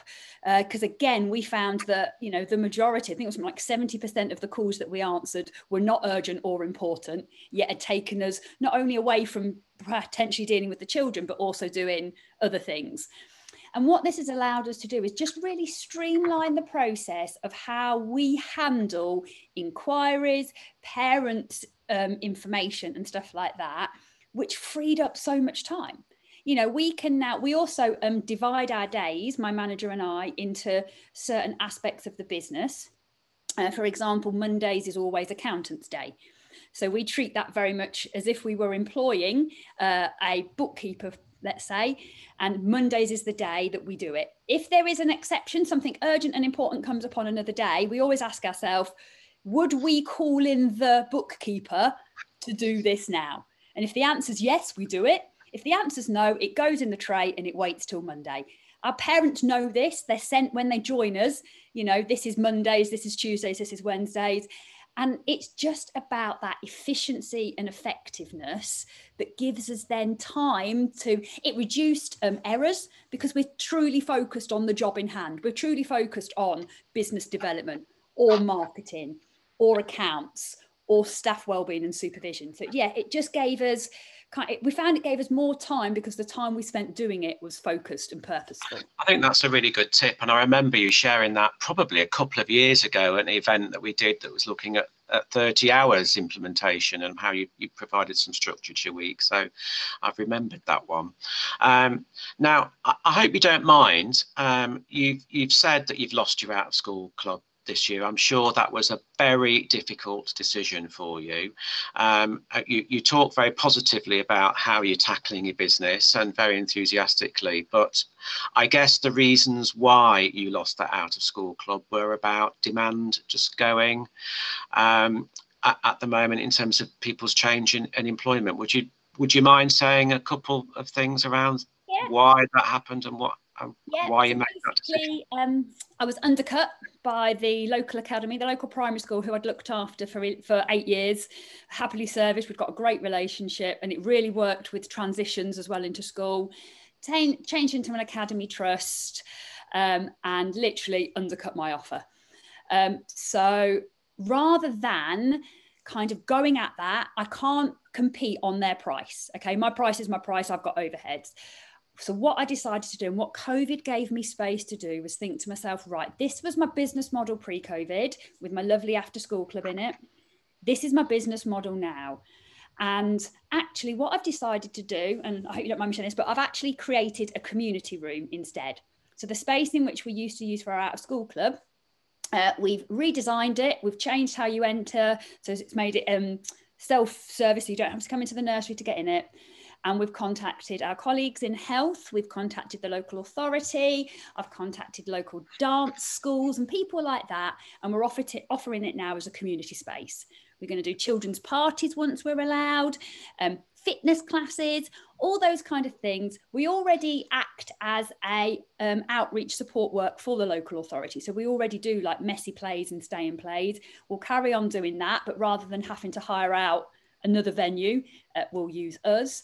I also before COVID had citizens advice using my service to give people help and support. So some of these things, the community room will be offered out as a charge. So it won't see as much income as the room would have done as a function room within the early years. But for me, this is about now changing demand and actually thinking, well, I've still got that space. Because the way I see it is the users that will be using it now are potentially future clients. You know, this is a way of advertising and promoting my business by actually doing something different. We've had a great uptake. We've already got kind of 2 dance schools trying to work out which one's going to use it which day. So once restrictions are lifted, I'm really excited about the future of the community room. And there may be an element of, should demand change, we might squeeze an out of school club back in there. But I think what is important for me is now I don't need it for my business to be sustainable. Okay, and obviously your community activities will wait until the end of lockdown before they resume. Okay, thank you, Lucy. Last question to all 3 of you, and that's about looking ahead.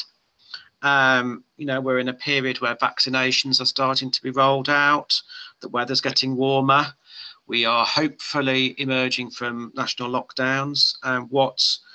How ready are you? What are your priorities moving forward? I think we've heard a few good ideas from you, Lucy. So we'll go to Jenny next. So what are your priorities moving forward?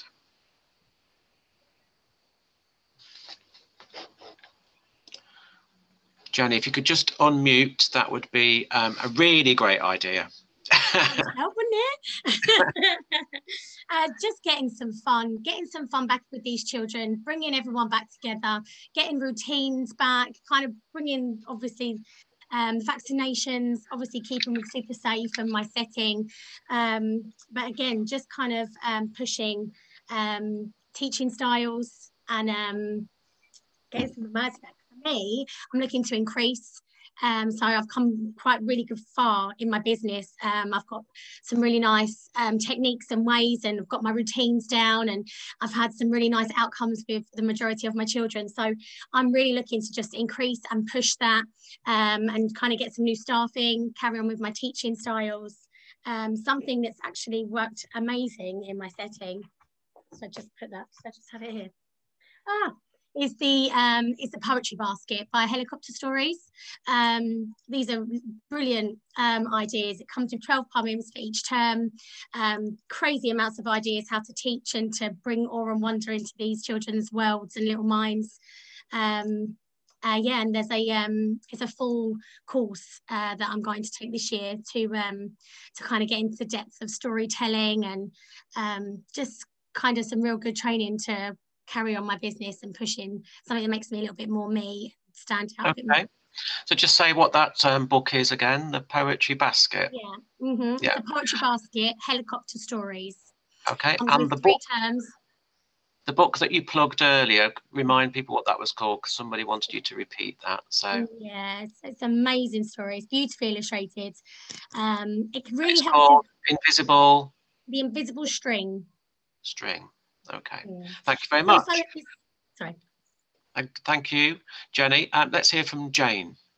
Yeah, I suppose it's remembering that we're not going back to normal. We're different. All our businesses, whether we're a childminder, a school, we're different. There will be some things that do go back to normal, and there'll be times now to review and reflect of what do we have to do, what do we do because we've always done it. It might be a natural time to really think about what we've been doing and what can change. There'll be still certain parents who want a different approach. Things it might be we think about being outdoor more, whatever it is in response to COVID. There will be changes in demand of parents who might now, because their work's changed as well, not ever go back to an office, always be working from home. We need to, again, listen to our parents, listen to our staff, find out what is the same, what is different, how can we be different, but also then focusing on the business growth again. You know, a lot of us, we're sort of, things have really been tight because of the things that have happened. We do need to think about business growth and moving forward, but we can't forget the lessons we've learned through this or the way that things have changed. We're not just going back to the plan we had a year ago. You have to think and evolve and move on. What can we learn from this? What still won't change? We might always be doing hand sanitizer. You might always be saying, actually, now parents dropping off at the door, although it was hard to start with, actually, it's brought some huge benefits. So actually, we need to reflect, does this stop when there's less COVID around? Or actually, is this something that now works really well for us as a setting? So it's a really good chance to reflect and review what have we done because we've had to, what are we keeping and moving forward, and where are we going now into 2021 after COVID. Okay, thank you. And Lucy, any final thoughts to add to what you've already shared? For once, I don't think so, no. Oh, that's thrown me. Okay. Sorry. That has massively surprised me. And we might finish this session slightly early then. Thank you very much. Really useful insights there, and and it's not real insights. That isn't about it's all rosy and easy. There's been some hard choices there and some big changes, but I'm blown away by the positivity from all three of you in terms of your approach to change and thinking things differently. It's about, once you're in that space, it's a brilliant place to be in. But it can be a very difficult journey to get to that space if you're feeling that things are too difficult to even contemplate and to compute the change. But events like this are useful. Local authorities aim to do as much as they can to support, and so many resources, including this online, to help. But sometimes, I think a big story I've heard from you is, you're not alone. Don't do it on your own. If it's your childminder assistant, or it's somebody, if it's your accountant or your financial advisor, if you're fortunate to have one, or it's somebody at the local authority, or another provider, the answers are there, and people are there to support each other, and we're all doing as much as we can to get people into that space. So thank you very much to all three of you for that. You're not, I don't think all of you are going away, so you may end up being part of the Q&A process later. But it's now time for me to hand over to Donna. Yes, thank you all for that. That was a real insight, actually, to hear from how it's working in practice. It's always nice to hear, and I think I'm with what James says, that optimism, that positive approach, I think actually is key to carrying all of us through this really difficult time. Let's go on then and have a look at what we've put in the business map around marketing and communicating. Within there are 3 sections that will look at developing a marketing plan to maximise your occupancy. Some of that marketing plan, I think we think about marketing and think promotion. It's also about understanding your competitors, understanding what's going on. So all of that opportunities and threats and those strengths and weaknesses need to go into that marketing plan. It's what will bring that to life. It will also include in there support that families can access to reduce the cost of childcare and buy more. And I think this is key, is letting parents know what is available in terms of paying for those extra bits of childcare. So it's about knowing the full range, and the information's in the business map and the links to it. But it is about letting parents know, and it's about talking to parents about what they might be entitled to if their income has changed. It will change what they might be entitled to. And social media, how are you using social media to effectively market and send those really positive messages out to as wide an audience as possible and to reach those new audiences?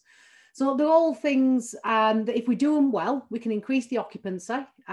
We can support families to be able to buy more hours or services. So if we've got a family that's reducing hours, it might be asking them, have you thought about tapping into this? It might be something like tax-free childcare. It might be universal credits childcare element. But the more information we give parents, then the more likely it is they might continue to pay for those paid for hours. And it's also, I think, about knowing what the parental anxieties are at this time and how can we overcome those fears that parents might have. You're doing a lot to be able to maintain the safety in settings, but parents only know what they know. And if we don't tell them that, it doesn't then reduce their anxieties around it. So it's about making sure they're well informed about it. They're all things that potentially increase income and sustainability. So they're all things that, as we're putting these things in place, just like, again, going back to that appraisal example, with a member of staff, you put action plans in place for them to improve things and you monitor it and you check, is that happening? Is that working? Do I need to do something different? It's exactly the same with your business plan.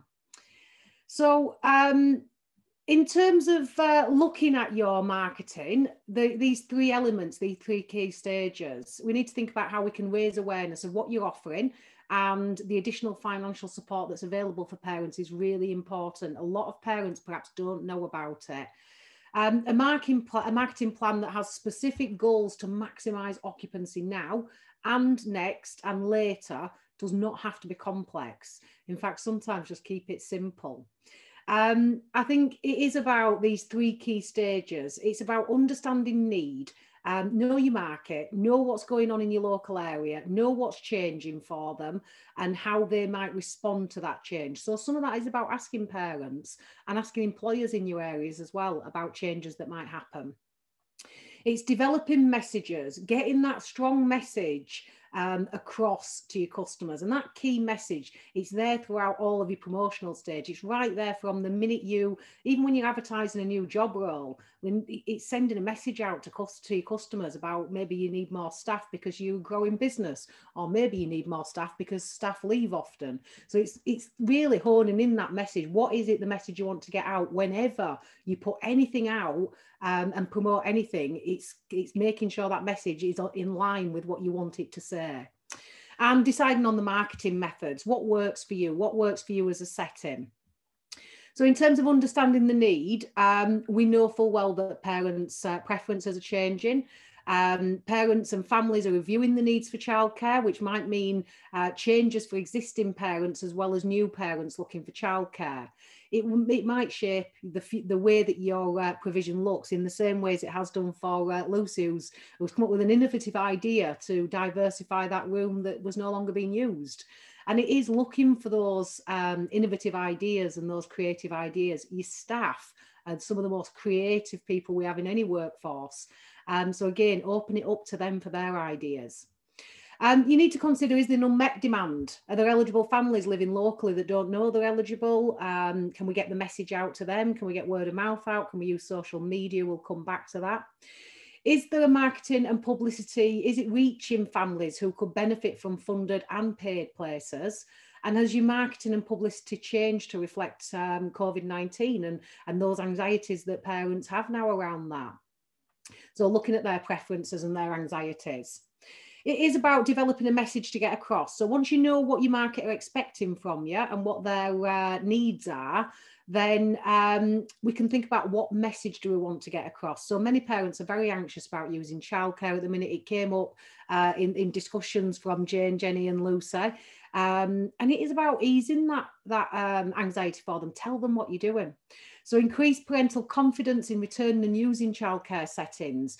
We need to communicate the measures that you've put in place, why they're there, how it helps children to keep safe, and be sending those key messages out about using open spaces a lot, large outdoor areas, These are some of the things that will reduce those anxieties down.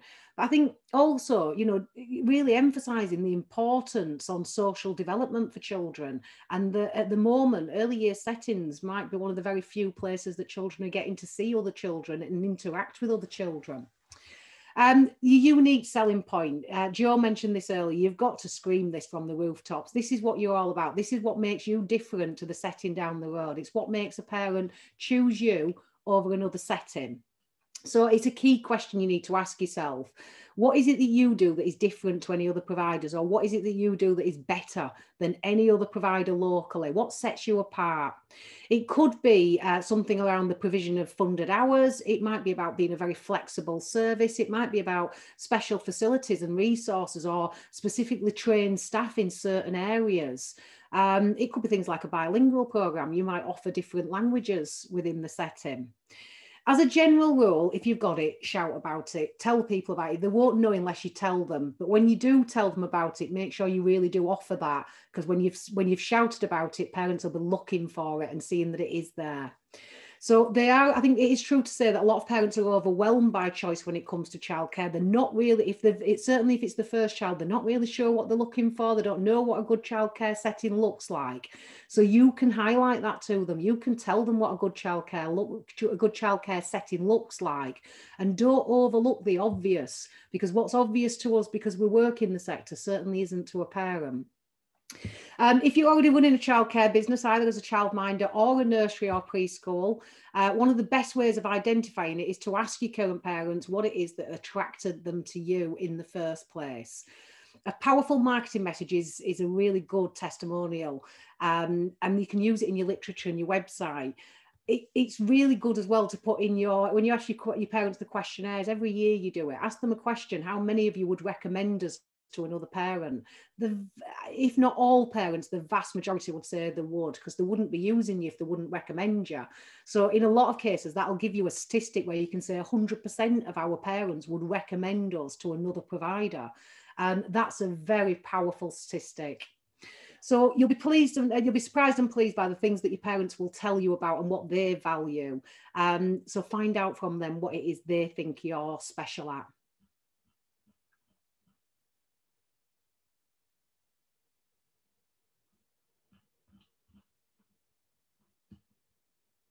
Joe, I think you've got your mute on. Yeah, I'm just trying to be that person in the advert. One of the things, just before I move on to this slide, just on the back of that, is that whilst we probably all collect and have very good recommendations and information from parents, I suppose one of the key things that I've learned working with providers is also to establish why they never used you. So when you get inquiries that don't turn into bookings, or when you get inquiries that don't move on down your line, to actually ask that question with regards to, you know, you obviously have chosen not to use me, why can't, can I ask why? Which shouldn't be a difficult question, because it's just trying to unpick and understand that you are in one point and parents are making another decision, and actually how far away are you? Because it might mean that you could potentially reopen at 8:30 because that's what the parent needed rather than 9 o'clock. The parent might have actually needed full daycare, and you might be a nursery class that does 9 till 3. So the difference could be that slight amendment that you could fix, or that big thing. So also ask that question as well. Why didn't that family become a booking with you? I suppose a lot of the information that we've talked about around parental choice and preferences is important to revisit as part of marketing as well. You get paid as providers, and in a number of different ways, whether that be through a number of government funded schemes, or whether it be through paid for hours. And what we need to be doing, we need to be making sure that parents aren't withdrawing back just to funded hours, and be clear that we are giving them all the information that they need to understand the things that are out there to help them reduce the cost of their childcare. And there are a load of things out there that we can be talking about, building into our discussions and our conversations. So parents pay for a certain part of it, but parents can access a number of other things. So tax-free childcare is one thing. And if parents are looking at what is affordable, whether it be furlough, changes in employment, understanding what tax-free childcare and some of these other things can pay is really important. Let me give you an example. You know, if you're talking to families about fees and charges, you know, we can interweave tax-free childcare. So your bill is £830 for that place. But if you are eligible for, and you can use tax-free childcare, so if you earn under 100,000 and more than £139 per week, all this information is available on Childcare Choices. That £830 becomes a £664 that you pay, bill that you pay. The government will pay 166. Immediately, we've taken a little bit of sting out of the 830. We've informed parents about tax-free childcare, but more importantly, we've given them that, we've sown that seed about the level of money that they could be saving.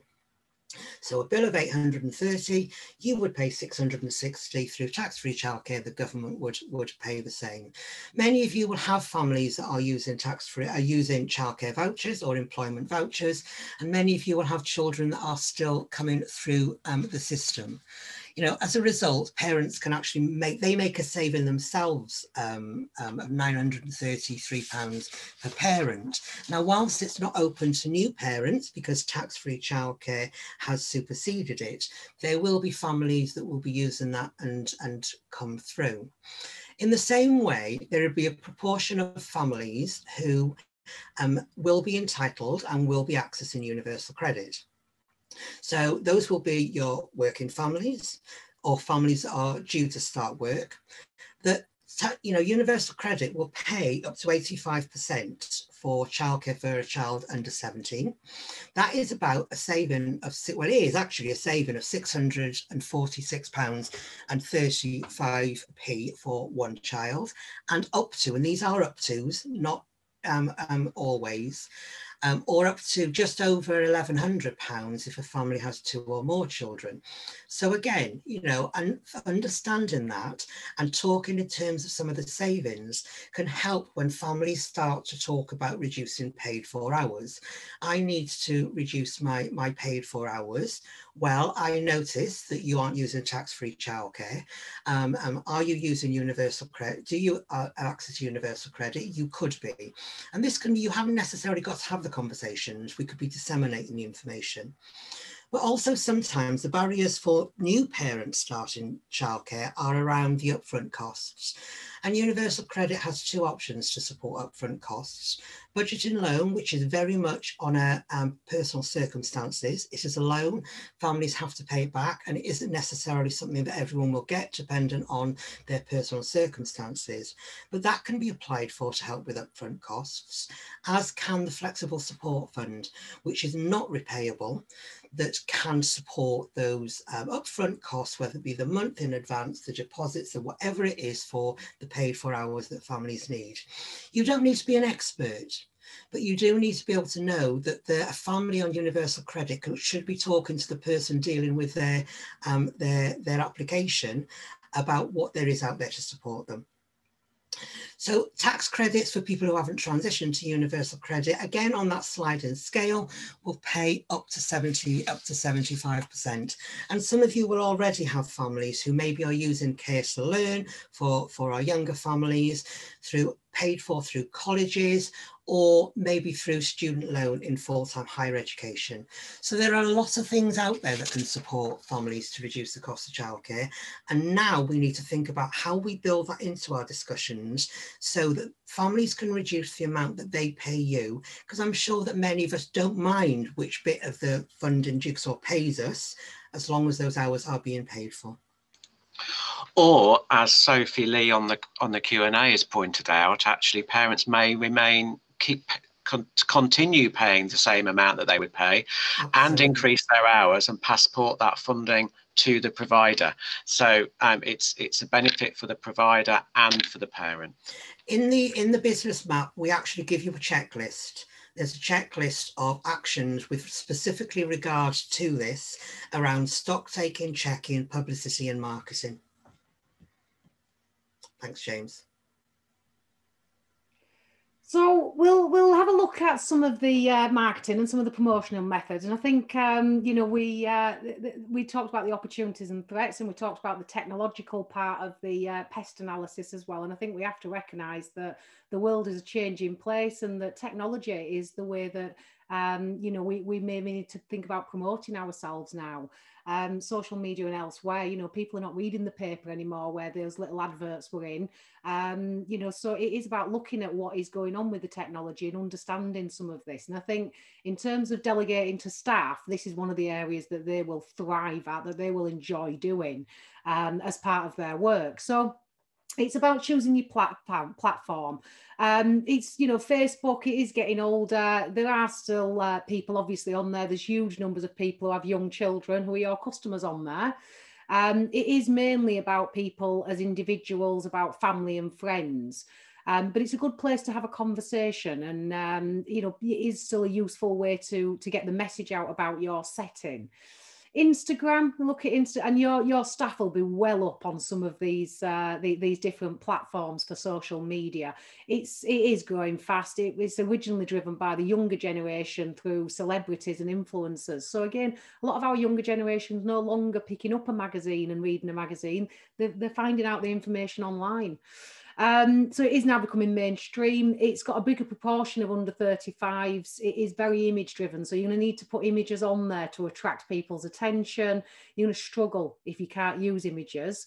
So we do need to be mindful of obviously permission, consent, and complying with safeguarding requirements.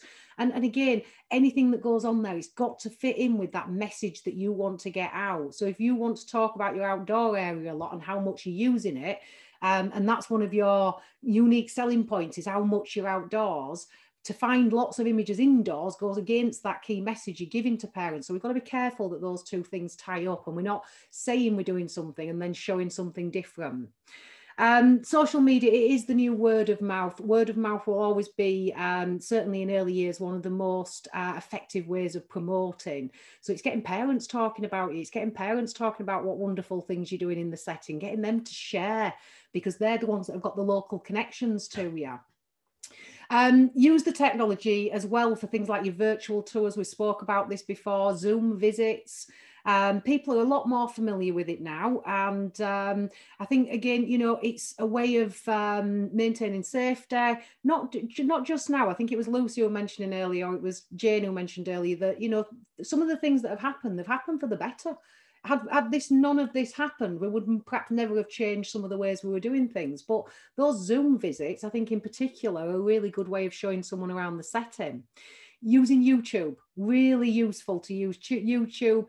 Again, you'd have to have permission for it, but can you be showing some of the exercises that you do to be able to encourage that home learning environment and to draw in parents who see you doing something really fantastic and think, that's where I want my children to go. I love what they're doing there. It is the second most used search engine in the world after Google. So 2 billion users worldwide. Now, obviously, they're not all going to be able to travel to your setting. So again, it's about letting parents know, it's promoting it with the parents you've got, getting them to share it so that, you know, their connections see that. And it can be a very cost effective and a very, very successful way of promoting. If you're producing promotional videos, make sure it's on YouTube, make sure it looks professional, make sure it's something that you want to be showing. So you might need to do some checking of that. And some, you know, kind of some of the top tips around this. Don't overstretch. Don't try to be on everything. Look at what you can manage. Look at where your staff have got massive interests. And you know, use that, because it's something that staff would probably enjoy doing and would enjoy taking on. Have a look at who's going to run your social media. Ask your staff who's interested in it. Find out who's really interested in this. It needs to be somebody who's going to be able to give it the time to keep it active, and who's got that interest and that technological skill with it.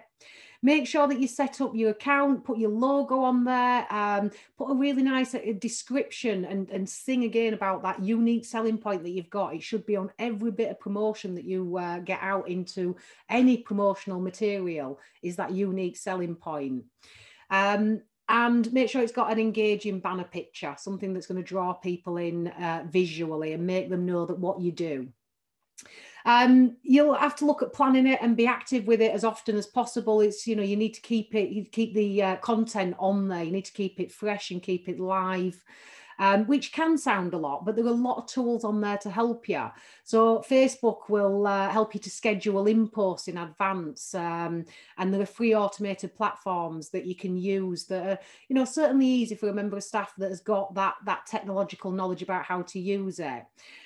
So have a think about setting up a schedule. What do you want to cover at different times? Can you pass it on to different rooms and say, this month we're going to get you to look at the content on Facebook or Twitter or Instagram, and kind of you split it out a little bit between the rooms so that every room is getting to showcase what they do. And ultimately that's what this is. It's showcasing what you do to a wider audience. And I think it's also about using those systems that have been there for a long time. So your childcare choices, you know, the Childcare Choices website's got a range of free to use assets to support you in your messaging to parents. So, you know, keep that updated. I think sometimes when I go on Childcare Choices, I look at the information for different settings, and it's just very similar. It's very difficult to pull one apart. So there's some very generic information going on there.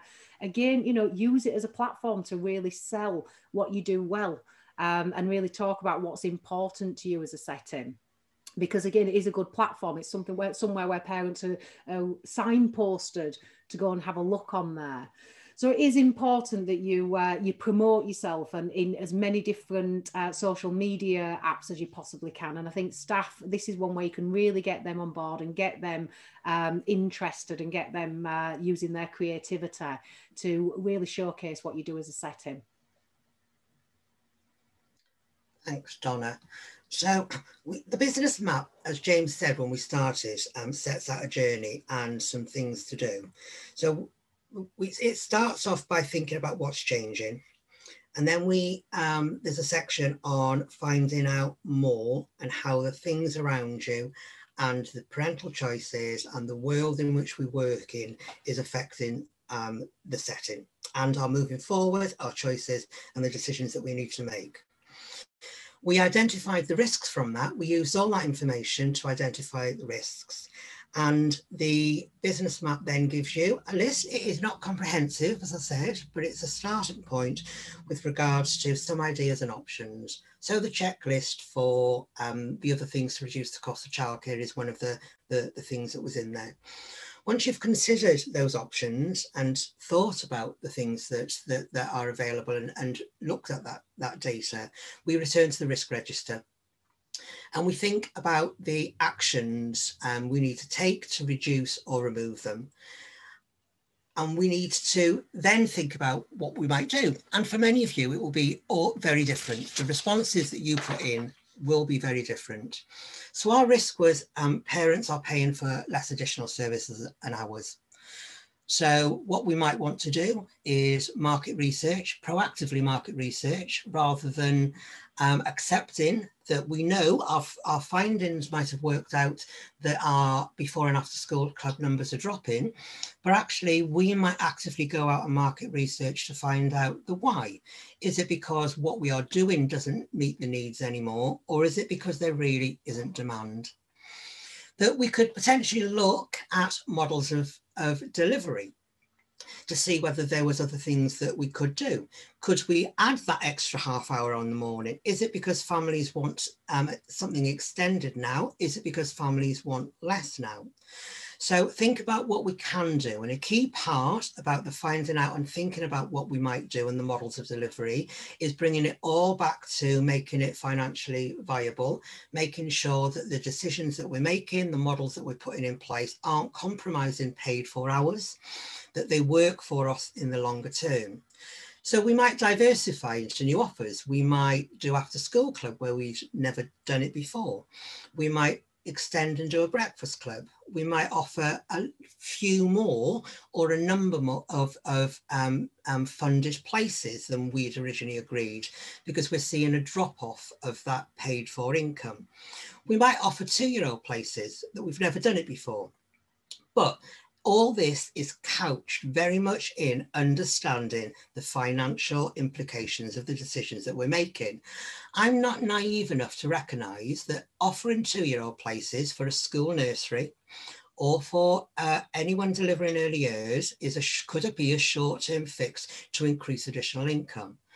But stating the obvious, 2-year-olds become 3 and 4-year-olds. So therefore, when you are looking at your short-term planning, we need to be thinking about those longer-term implications. If you are a nursery where you know that those places would transition into the local school nursery alongside what you're offering, it might work. But otherwise, you would need to think about the longer term. And also all of the information we've talked about marketing. Make sure there's your marketing plan to reach families in this socially distanced world so that we are reducing our vacancies, maximising our income. Thinking about selling, not telling. All that information should have told us what parents' concerns are. So how can we sell the benefits of what we are doing? How do we use our unique selling point? And we can create a simple marketing plan. And within the business map, there is a format for a simple, and it is a very simple marketing plan. So once the risk register is finished, the next thing to do is to turn those actions that we have put in there as the things that can reduce our risk to mitigate, remove or reduce into an action plan. And within the business map, a very simple action plan template to complete. And I think it's important to have an action plan because it lays out the framework which helps you to measure where you're doing. It describes how to ensure the business is successful in the future, and it sets out the goals that you want to achieve. But the work shouldn't stop there. It shouldn't stop after the action plan. Having things in place to measure progress regularly is important so that you know that any decisions you've made or choices that you've made, changes that you've made are right and are taking you in the right direction.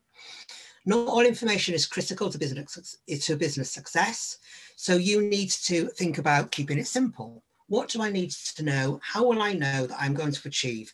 One of my targets might be around increasing occupancy by 10%. It's an easy thing to measure. That's 4 children. As soon as I get to 4 children, month by month, I can measure that. Look at what information is available and look at what it will help you to support your planning. Collect and analyse the information, which will provide you with the overview and measure how things are going. So some key things to do. Cash flow, measuring it. I said I'm going to achieve, have I got there this month, next month, the month after and the month after. Monitoring cash flow allows you to take action and to move, make choices, reduce costs, do other things to increase your income. And then think about what else you might want to monitor. And you can monitor a range of other things in a simple format to know that the decisions that you've made and the actions that you've put in place are taking you in the right direction. Within the business map, there is a table that contains a number of things you might choose to measure. It doesn't mean you have to use them. Again, what we've tried to do in the business map is to help you at a time, or help anyone in a busy day job, to have a process to follow through with some of the answers there to assist you. So some things to think about, some things to put into measurement, and then think about how and where, because the whole point about having measurement is that it is measured. So how is it reported to school leadership? How and when will it be reported to the committee? Who in the committee of our voluntary preschool will take responsibility for some of these? Because it hasn't just got to be a staff job. It can be a corporate job, and how we feed this up. So lots of things to think about that take you from the start of where are we now to hopefully an action plan to take you and move you forward. So I'll hand back to James. Thank you very much, Joe. And there was a question from Sarah Ellis. How often do you recommend that we update our cash flows? Because it seems like such a time-consuming task. I know from my business management experience that when the business is going well, I don't need to have a look at the cash flow very often, but it won't surprise you to know that I've been looking at my cash flow every week over the past year, and actually it's much easier to engage with a cash flow if you're doing a little and often, would be my reply to that. And doing a cash flow often this year, I'll admit it, I don't enjoy looking at a cash flow, but it's one of those things you have to do. And actually doing it has always been a reassuring process. I promise you that this year. I've always feared the worst, but the reality of the cash flow has always been better. Joe, you were waving at me. I was. Many of the providers on the webinar today will have processes, systems, packages. They might be using the NDNA financial tool. They may be using another financial tool. And what you could do, and the beauty, if you merge your cash flow with your monthly budget, you compare where you anticipated you were going to be compared to your actual. So you, by the nature of month by month monitoring, or week by week, depending on how you choose to do it or what your particular package or your accountant does for you, means that you have got that ongoing review. So you are, by the nature of it, reviewing it at said time slot, month by month, week by week, whenever it is you choose to do it. Okay, thank you. I think it's important that I say that the business map contains a lot of the links, if not all of the links, that people are asking for to various websites and resources. So there's loads of things to link into that business business map resource. Some questions around connecting with local authorities, actually. We've talked about the CSA, the Childcare Sufficiency Assessment, talking to people at local authorities. People are saying that that's good, the support and the relationship they have with the local authority, but other people are saying, how could it be better? What are the top tips for connecting well with local authorities, given that they're not coming out to us anymore? They're all, lots of people working from home, so there is a new way of working. But what are the best ways to connect with local authorities is the question. But before anybody answers that, I will say that we have given the business map to every single one of the 151 local authorities. We gave it to them last week. We ran a session just like this, similar to this, to go through it and to outline what we believe local authorities could or should be doing. And we heard some great examples of what local authorities are doing in some areas to support where they can. And there was a big theme on that event around out school and the challenges for non-funded settings. So how do we best connect with local authorities is the question. Who would like to answer that question? Yes, Barbara. Yeah, I mean, I think it's a really good question. And I think that picking up on what you've just said, James, I think that this session gives you a really good reason to contact the local authority, as they do have the same materials. And it is my experience, all local authorities that I work with are keen to engage with their providers. Most local authorities have moved their training, their briefing sessions, their guidance, etc. online. So make sure you're on the mailing list. A simple email to the FIS or the early years team to say, make sure I'm on the mailing list. I want to receive any information that's going out, because all of the local authorities I'm working with are regularly sending out briefings, guidance, information, online briefings, etc., currently. And I do think that the majority of them would actually want to hear from you how your business is going. It feeds into their evaluation of the marketplace. So sometimes you have to make the first move, but reach out to them. Ask them on the back of this, ask them to make sure that you're on their mailing lists, attend online briefing sessions where possible, and share your information if you're requested to do so, would be my advice. Just two things on the back of that. Also, make sure you are following the Families Information Service or the Early Years team on Twitter, on Facebook, because that again will bring the information to you rather than you having to go out and find it, on top of the actions that Barbara mentioned. Lucy, you've got your finger up. Yeah, sorry, nearly a hand. Yeah, for me, what we did, the local providers and I started a kind of like a networking group in COVID. It was a WhatsApp group. We got in touch with the local authority early years and invited them.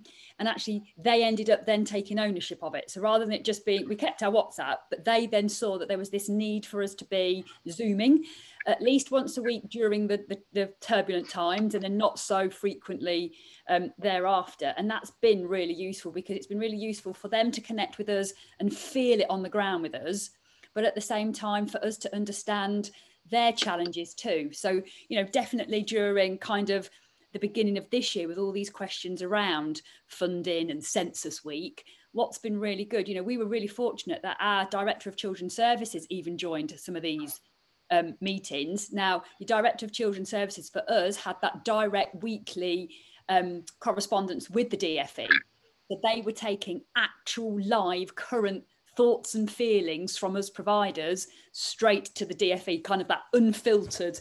And I totally agree with Jo, you know, reach out to your local authority productively and constructively. You know, I share with them the good, the bad and the ugly. You know, when I think they've done something right, I tell them.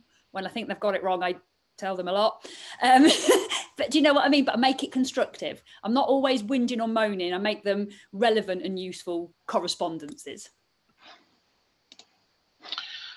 Thank you. Yes, Jenny, you've got your hand up. Yes, so just to back up all of that really, being a childminder, you're very much on your own sometimes, whether you've got an assistant or you haven't. There's so many circumstances of families and changes of, you know, the world, and just so many different changes. You do come up against quite a lot of I don't know, unreassurance in yourself that you're providing the right service and you're using your initiative correctly. So I know that I'm very fortunate with my local authority. They've been amazing to me, and just keeping that connection with them and just having that reassurance from them that, you know, that you're guiding these families the correct way. So yeah, no, I definitely just, you know, reiterate and say, reach out to them, keep that communication strong. They are there and they're so supportive. They've certainly helped my my business anyway. Brilliant, brilliant to hear. Thank you everybody who sat on our panel and to all of our presenters this morning. We're coming to the end of today's Business Map webinar, but there's a few things I need to tell you so that you can we make sure that you can access the Business Map. When we close the webinar, the screen will come up and you will be given a link to the short online evaluation. So there's 1 or 2 little questions to answer on that evaluation. And then at the end of that, you get the link to where the business map is. And that also includes the PowerPoint slides from today with the notes and other things. So you will immediately get access to that. We'll also email you to remind you of the evaluation link, because we really do want your evaluation completed, please. So you'll get all of that immediately, and then in a few days' time you will be notified of where the recording is. So we've recorded this morning's session, so we'll be converting that into a YouTube file, and we'll be giving you the link so you'll be able to access it, to revisit the bits that you missed or that you want to have a listen to again, or even if you've not been able to attend today, you can watch the whole thing.